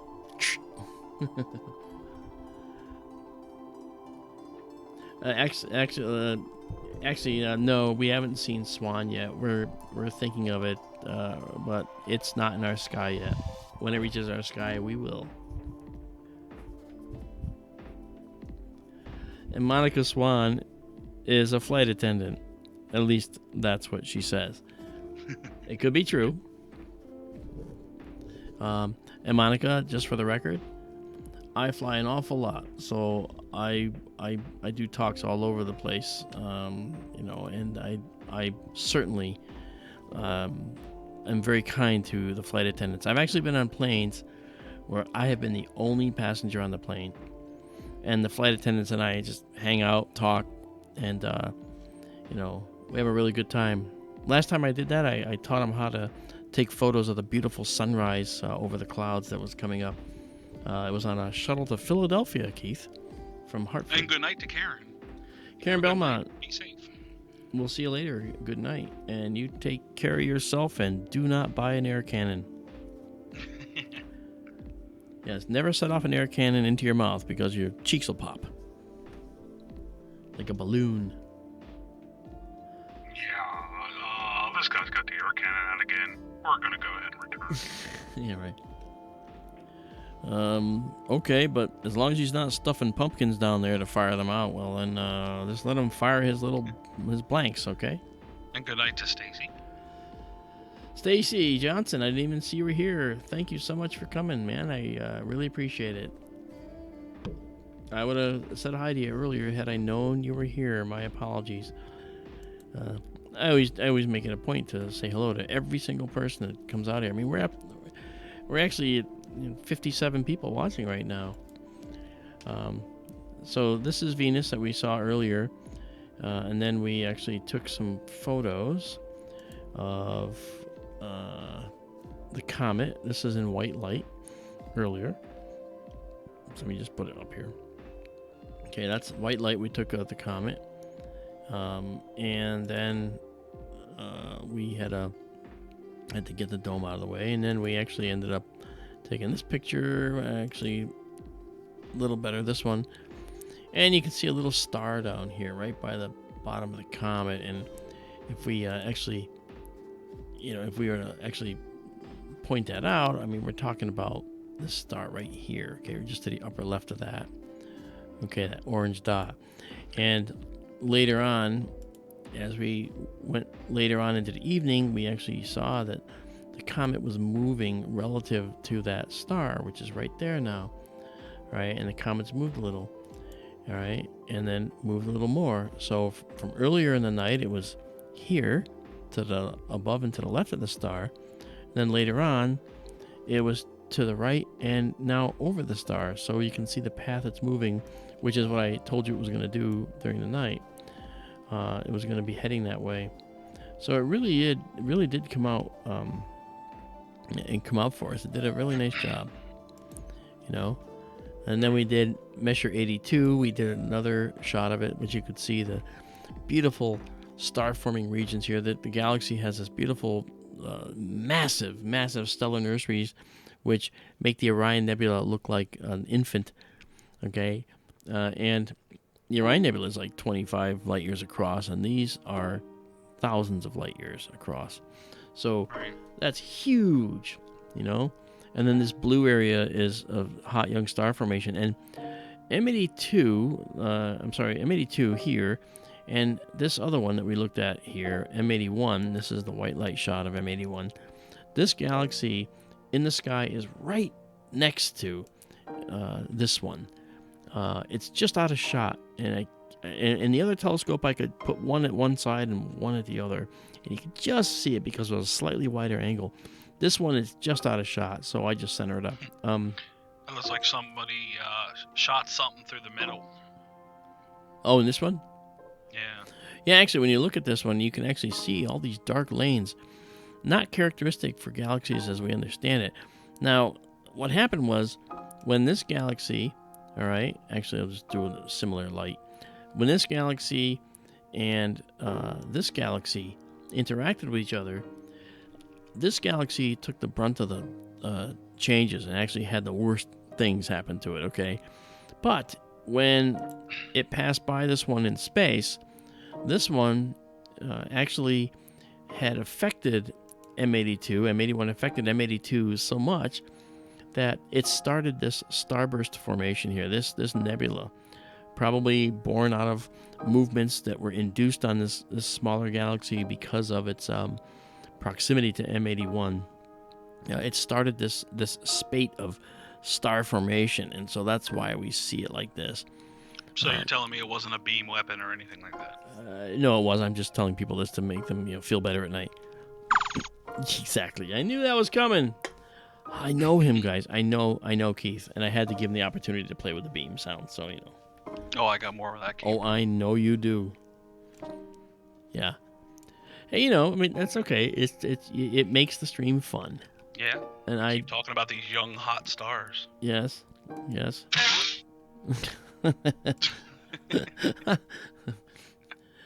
Oh, yeah. All right. How's the clouds looking?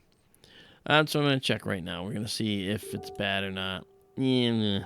Oh, wow. Well, wait, now. See, this is toward the east, though. And west looks like it's bringing some clarity, but it might just be a spot of clarity amid the horrific cloudiness of the night. But it looks worse in here because it's time exposure. They're actually much shorter segments of clouds. But look, this is SkyTour LiveStream West, the Arizona Observatory's all-sky camera that we're going to have mounted out there. So we'll be able to see this all night long. And what I'll probably do is I'll probably make it a really small image and stick it down in the corner instead of one of the other camera images, because you're not going to, who wants to see me running it, so we're not going to do the operations cam. We'll probably have the all sky in the lower left corner because that's more information. It's pretty cool. Yeah, look, it's bringing in there's clarity coming here. So maybe we can stretch it out. Yeah, we might have a saving grace. But I'm not sure. But let's give it a shot. We'll wait it out. See what we get. But yeah, I mean, I just love this. M81 and M82. The shape of M82 was probably due to that interaction with M81 earlier in its evolution. Yeah. Still amazed like this, just the sheer size of our universe. Yeah, I mean, the actual size of our known universe has been calculated out to about 93 billion light years in size. Can you imagine that? And we can only see out like about 13.6 billion years in a billion light years, okay? And the universe is 13.8 billion years old, so you might say, well, why can't we see out 13.8 billion light years then? Well, because unfortunately, the universe before 13.6 billion years old was somewhat opaque. We had to wait for matter to settle into a state where you could actually see through it, and that wasn't transparent for quite a while. So we can only see out to the remnant of the birth of the universe, which is the cosmic microwave background. Now you just get excited about like what the future holds. Like I I don't know about you, but when we do these kind of streams, even like just looking at the moon or Mars or whatever, you like every time, no matter what, you always get excited for what the future may hold. Oh yeah. And what you might be able to see before you depart. You know what I mean? Yeah. And head out there in earnest. Well, I find it amazing. Like I always come back to this thing that that I was listening to. This one author said that, what if? And once again, this is like a hypothetical. I make it into the realms of spiritual, so take it as you will. But it's like, what if, say, there was like living experiences is what life is all about, and what if it comes to a point where we all chose to be here at a certain point in time because something happens, like we have to experience it. Like, what if we're able to choose, like, what we get to go experience? Yeah. And you can start thinking about, like, okay, well, if you were able to choose, why did we choose this point in time? What is there to experience through this point in time that we're on the Earth? It's really weird. Like, I don't know, you get into a whole bunch of craziness, but the things you think about when you look at the cosmos. I totally agree. And, I wrote my book because of my fascination with the existence of life elsewhere, you know. And I think that when you look at all the exoplanets we found, literally, if you go to the darkest place on Earth and look at the sky and you see literally thousands and thousands and thousands, hundreds of thousands of stars that are collectively shining their light down on you, and then you say to yourself, it wasn't too long ago that we did not know that almost every other star has some planets around it. In fact, it turns out that there's more planets than there are stars in the universe. And if you let that sink in, more planets than there are stars. Our galaxy is a relatively modest, it's not really huge, it's not really small. Okay, it has anywhere from, and we can't count the forest trees because we're inside the forest of trees in our own galaxy. But looking at other galaxies that seem similar to ours, estimates of the number of stars we have in our galaxy are anywhere from 100 billion to 400 billion stars. That's just in our galaxy. That's our own galaxy, right? And if you think about the fact that there's more planets in our galaxy than there are stars in our galaxy, let's say the low number, 100 billion, it means that there's more than 100 billion planets. I know, and once you start doing the math, and you start thinking about your numbers start coming into favor of there being other intelligent life instead of out of favor with it. That is correct. And look at. Truth be told, I just want to teleport. Oh, I know. That's the technology I'm waiting for. We all want to teleport. You know, just to be able to teleport someplace and just, instantly. Totally agree. Yep. And now I'm on the moon. Yep. And now you're going, I forgot my helmet. Oops. You can't even say oops because you'd already be dead. Yep. All right, well, let's see now. We actually... we're getting some clarity. Yeah, I know. See? You're looking at YouTube again. Stop it. I know. You're wasting... But the screen's so much bigger. Hold on, let me close the chat on the side, see if that helps. Well, actually, just maximize the size of Skype and you'll have it. Full screen. Well, then I don't have your comment section to tell you when people ask a question. Well, I guess I can look at it on your screen. You can see the chat. Yeah, look at, believe it or not, we're going to eke out something here. So I'm going to actually try another shot. 1 minute at 12,800. We should get another shot like this here of this galaxy. I think that would be kind of cool. I want to see a little more. And now let me just bring us up to here. For those who have been here, but a little refresher. When we look at this screen, okay, you're seeing the telescope control segment over here. You're seeing me in the control room here. This is the camera control system here, and this is the observatory spy cam. And the nice thing about that camera is that we can actually move the camera around and see anything we want. We can zoom in onto the telescope and make sure that it's doing what it should be doing. Okay. And now let's see what we got. We still have clouds. Okay, so we'll just delete that. I don't need that at all. We're going to delete you. Goodbye. You are the weakest link. Goodbye. Okay. And we're back to Venus. And now we're back to M81. All right. So let's just go back here and check out our sky. Yeah, we're still waiting for some clouds over here. Mark, are you a ball-tard? I'm trying to think about that and see if I could figure out what the heck you're saying. I think I'm a ball-tard. A ball-tard? Oh yes, I'm a ball-tard as well. Darn. Yes. Yeah, I guess we're out of luck. Nothing but ball-tards around here.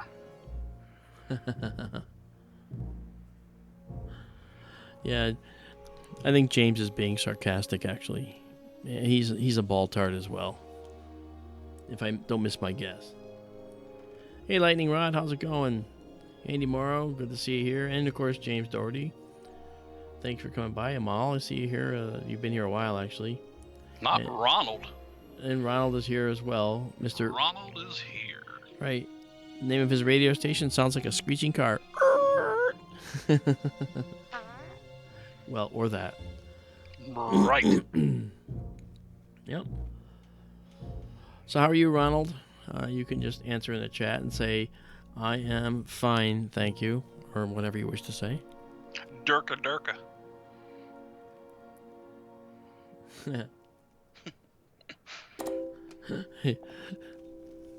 You showed that? That's okay. I thought that was funny. What'd I do? Did you hit show on that, or one of the other mods probably let DW say Baltard?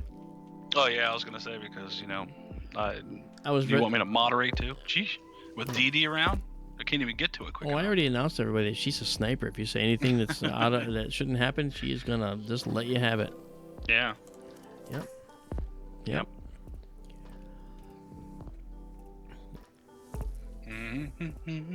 So I hope you guys don't mind seeing our all sky cam while we're waiting for some skies to clear. I mean, the all-seeing eye sky cam.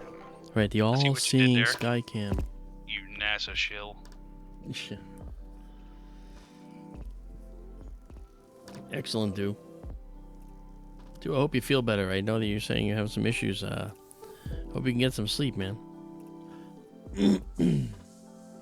Yeah, I hope everybody's healthy.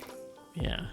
And hello, Flames of War. Flames is here? Where's Flames? Flames oh, yeah, there he is. There. Hey, Flames of War. Good to see you again. Yeah.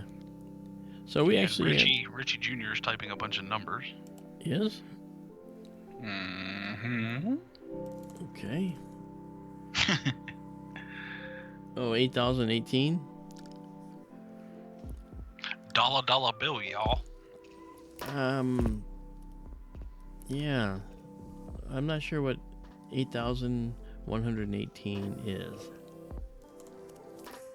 Unless it's supposed one of to those be... things that's the same forward and backward. Yeah, but also... what do they call that? Palindrome? No, that's not it. Is it? Palindrome? Yeah. Is that same forward and backward? I believe so. Like Otto, the name Otto is a palindrome, right? You can't tell if he's coming to go home. It's freaking Otto. Remember George Carlin? Oh, man.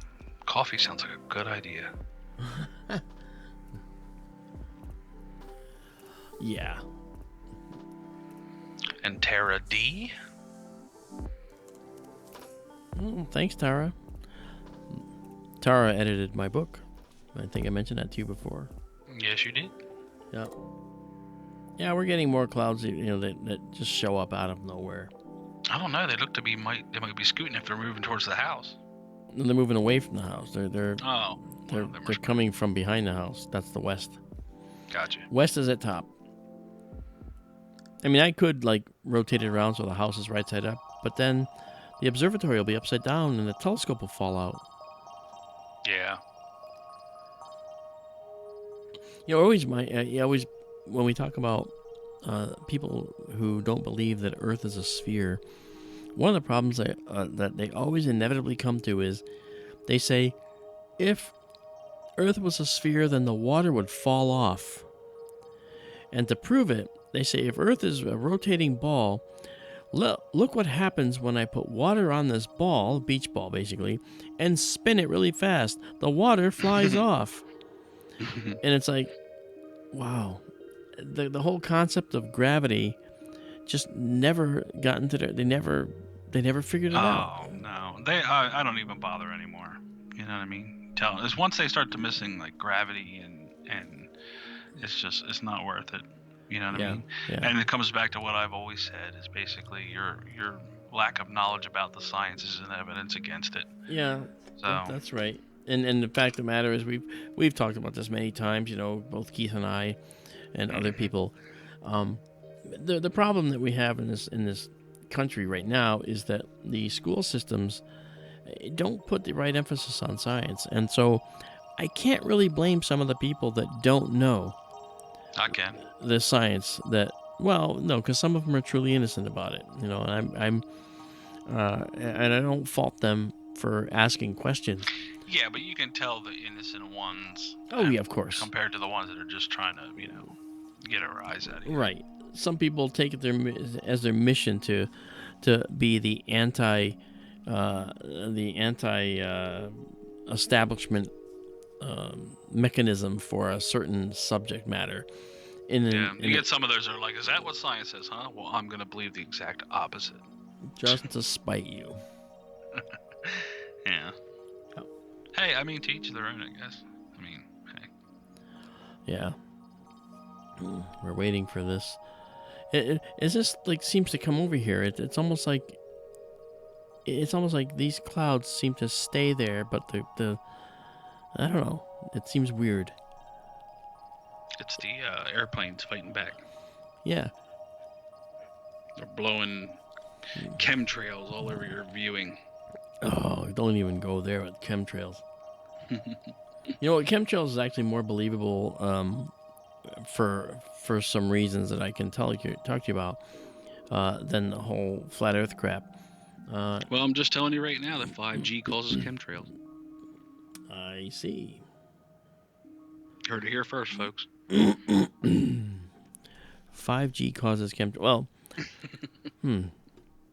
you know that the whole chemtrail concept actually was based on real incidents, but then extrapolated, as conspiracy people do, into something it just simply wasn't. And it really did happen in St. Louis with a minority of populations in St. Louis in the late 50s were intentionally dusted with radioactive dust. And this was to test the movement of cancers through women, children, and adult males in those poor suburbs. It fills me, it incenses me that they would have done that. I would have, at the time, I would have gone to war to stop that kind of a thing. Right. Yeah, because that's not even remotely evil. No, right? And the fact is, the rumor started that there was dropped by airplanes, but it wasn't. It was actually, they had army trucks driving around the city, driven by a guy in a hazmat at the time with a gas mask, and there were people with gas masks with the door open in the back, and they had a fan inside, and they were flinging radioactive dust into this fan to blow it out into the neighborhoods where it would settle on everything. It's like a radioactive Oprah giveaway. And you get cancer, and you get cancer, and especially you get cancer. Yeah, Cancer of the Month Club. Mm-hmm. Yeah, no, I really get angry about that, and then when you look at it got legs when people said it was by airplanes, because then they showed photos of actual cloud seeding processes that used planes to actually bring rain to drought affected areas, even here in the United States. And the cloud seeding campaigns were moderately effective, almost ineffective in some cases. So there was really no gain. So those don't really happen anymore. But they tried cloud seeding in a hurricane. They actually had, you ready for this? To fight hurricanes. Again, this was back when everybody was like a nuclear everything. Like in the 50s and early 60s. And they thought, I know how to stop hurricanes. Let's actually put a nuclear weapon on a plane and drop it into the heart of a hurricane. Oh yeah, that won't hurt nothing. Nah, that won't hurt nothing. That won't hurt anything. In fact, what it would do is it would strengthen the hurricane, because a hurricane thrives on heat. So if you were to drop a nuke into a hurricane, all it would do would be to cause it to grow into a monster storm. Yeah. Oh, great. Now we have a Cat 6. Or more like a Cat 7.5, 7, 8, winds of 230 miles an hour, maybe, it's like, okay, not bad. Yeah. So, Well, you know. Yeah. Yeah, exactly. Some ideas are better left on the table, that's all. That's right. Exactly right. Oh, yeah. Boy, that's really pretty. That's just beautiful. You can see a lot of detail in there. Well, actually, I do have two that are slightly different. I could stack two anyway, but it won't really do too much. I'd have to do darks and all that. Lightning rod. We can't show that comet. I'm sorry.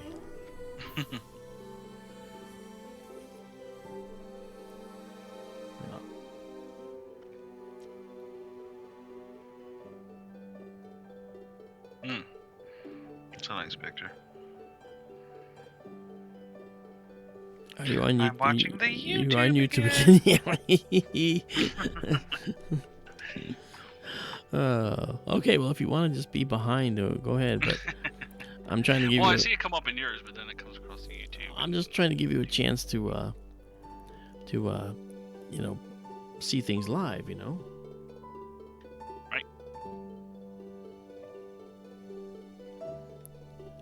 Anonymous asks, what are the main differences between Swan, spell behind the thing, and Atlas?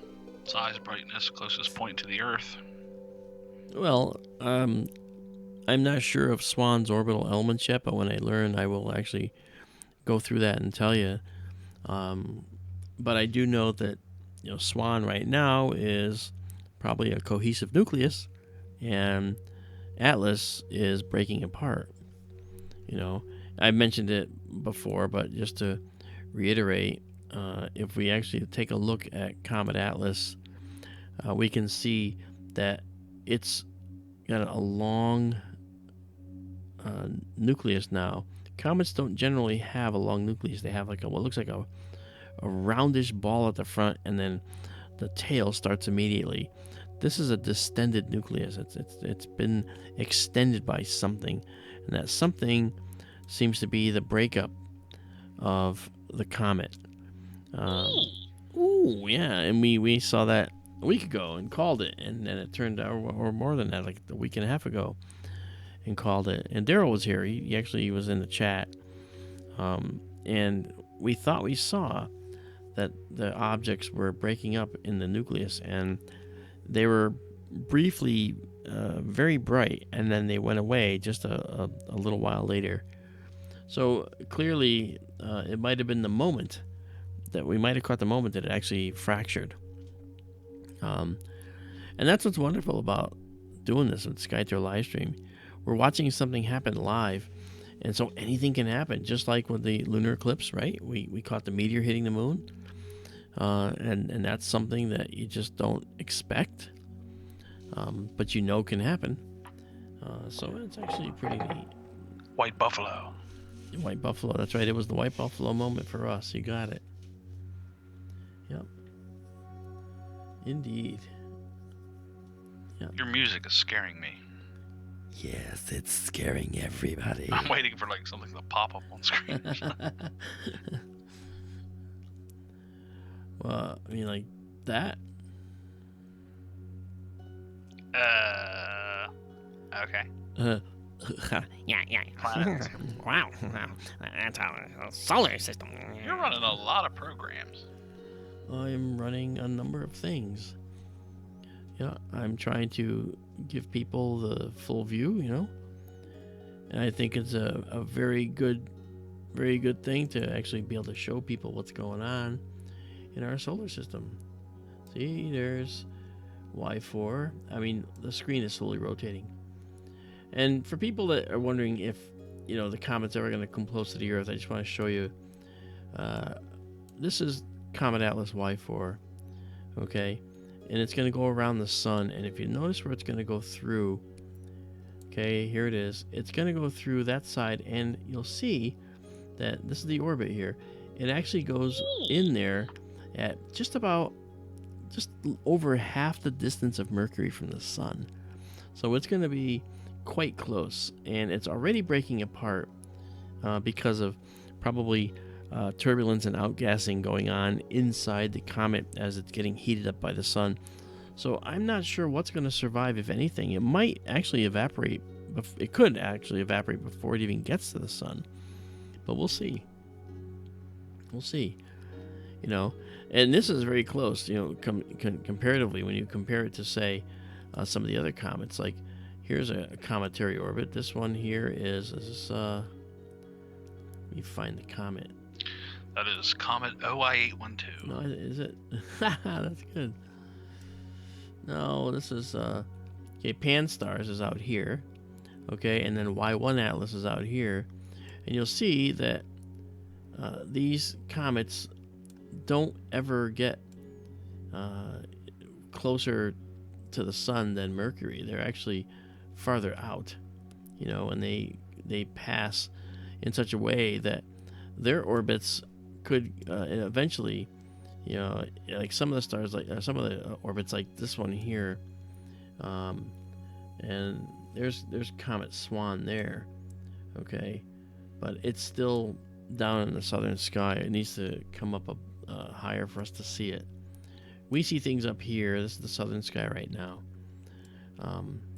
And actually, you know what? Swan just appeared on this chart tonight. It hasn't been. It hasn't been on the chart in the past weeks, but it's there now. But see, they don't actually come closer than Mercury. So I don't think that Atlas Y4 is going to survive the trip around the sun. I think that it's going to be disappearing. So we are witnessing, I believe, the death of an object that's been here for 4.6 billion years. It's been good night, DDB. It's been good run, buddy boy, but you're out of here. I'll let you. Yeah, I was gonna let you answer that question. What's that? From our good friend James. He said, "Why don't we see shooting stars go upwards?" What does that mean? Shooting stars go upwards? You mean from where? Right. That's what I was kind of thinking. Is like if they were going upwards, they would have to be coming from where you are.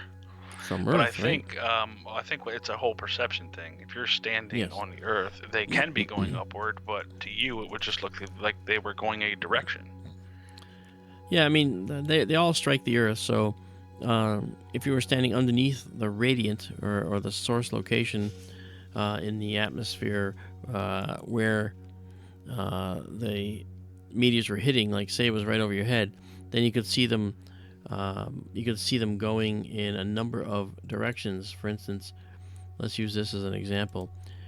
We could see one zipping off this way, and we could see one zipping off that way. We can see them zipping off this way or that way. So if you were facing this direction and looking up, it could be going upwards or downwards.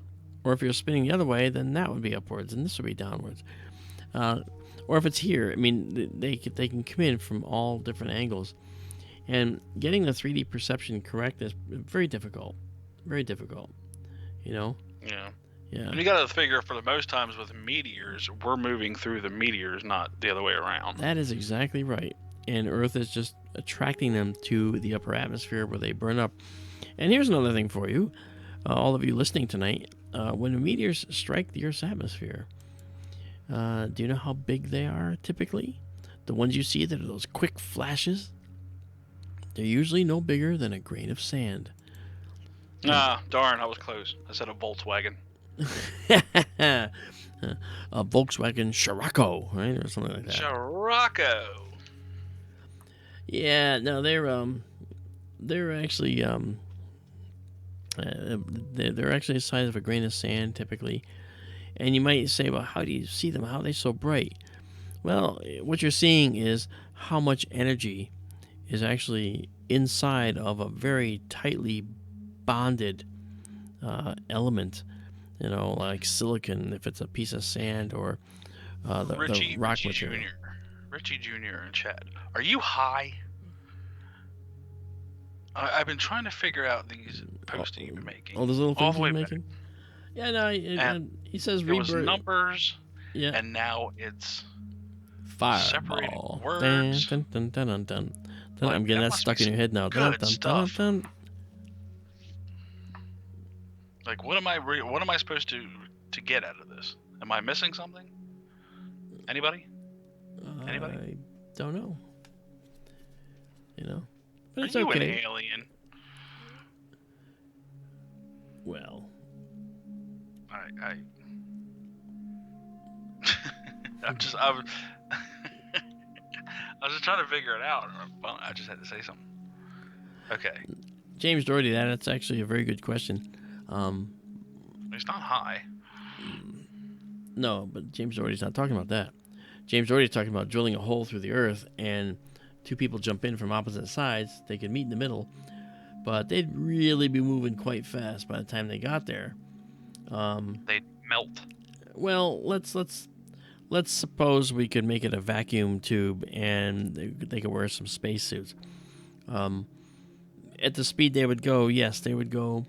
I don't know the Mach number, but we could calculate it actually. But we'd have to account for air resistance. But in a vacuum, we could calculate how fast they would move. But the gravitational force is increasing as you get closer to the center. So technically, you would get crushed by the time you got to the middle. But let's ignore that. Let's say it's just a tube. It doesn't get affected. You would accelerate down that hole. And you would, technically, if it was just a vacuum, you could make it all the way through to the point where you would reach the other side of the hole. And if you had your hands out, your arms out, somebody could grab you and pull you out of the hole. But if they missed, you're going to go for another 8,000-mile ride. But, because of resistance, you would probably slow down and be well short of the opening at the other end. But hey, it's just a fun little thing. You would be an earth poo. Yeah, well, okay. Yeah. Can you imagine just being by the earth as it just went by and just seeing a little dude just pop out of a hole into space? And what was that? Oh no, what the heck was that? Oh, this is the planet of Whack-A-Mole. Oh yeah. Must have been playing around with his hole again. Hey, you know what? If you saw their head coming and their body coming, and you took a little plunger and then shoved them back down faster than they might have gone, then they might actually be able to grab the edge of the hole when they got to the other side and pull themselves out. Because remember, that's just sick. Yes. Talk about plunging human beings, Mark. What are we doing? Trying to rescue them. If somebody's falling through a hole in the earth, what's the first thing to do? Grab the plunger. Yeah, well. Well, folks, you know what? The sky's not cooperating, so we did get some nice shots of the comet. We got to see it travel over time. We also took some beautiful photographs of Measure 81 with its beautiful spiral arms, and look at these beautiful knots of stellar formation over here. These are the sound of Keith going into the hole. Right? Yeah. And this is what these are actually is the what are called OB associations, O stars, B stars in the spiral arms that usually form really, really wonderful, beautiful places. Just don't go there or they'll kill you because the radiation is immense. And then we had, of course, Major. M82 here, which looks beautiful, and it's we call it a peculiar galaxy, but it's also known as a starburst galaxy. And this is a white light shot of M81, and you can see it has some beautiful structure and definition in there. And it really is more of a realistic color. But we have this extra glow here because of light clouds that are around, and being that this is a 1 minute shot, we do have some type of glow in the sky that we have to deal with, and that's unfortunate, but it's not as bad as other places. That's why the filters... Still awesome pictures. Well, that's why the filters help us see. We see much more detail. And then, of course, you can really see some very sharp detail. And I haven't even done the the very, very narrow bandpass filter here at all. You know, so hey, this is the way it works. But you know what, guys? Look it, the sky is not cooperating. It's just teasing us. So I am going to say goodnight for now, and we will be back on the next clear night, which could be tomorrow night. Quack, quack. Yeah. Well, I could do that without having to, use a machine. Right? Quack. Quack, quack, quack. There's actually there's somebody in our neighborhood that actually has ducks. Okay, and it's hilarious. You go outside, and inevitably there's one duck. It complains like no tomorrow, and it never stops. It complains. It complains and it never stops. It just sits there, and all of a sudden you hear. And hello, Laura. Laura, was it Laura Newbert? Laura Newbert, yeah. She's been here for a long time tonight. Sure has. Yeah. So, guys, I want to thank you for joining us tonight, and we'll be back on the next clear night. And if you're really nice, you can ask to have Keith back. And well, or not, but it's your call. Monica, thank you for dropping by, and to all of you, thank you, Tim and Axie and Laura and Bara, you guys, and you guys are wonderful. James Doherty, James Dugan was here, some kind of PK Space Imaging, whatever that is. Some jerk. Daniel Whitaker, Richie Jr. with his cryptic, puzzling text. Amal was here. Ert Radio, Ronald was here. It was great to have you guys here. And so everybody's awesome. Lower Shields #1. Lower the shields #1. Tara, thank you for dropping by. And CND Boy, thanks for hanging with us. Really happy that you chose SkyTour LiveStream for your flight tonight. Your flight attendant will be Monica Swan. Yep. And we won't be taking the UFO. Nope. Yeah, no. Beam me up, snotty.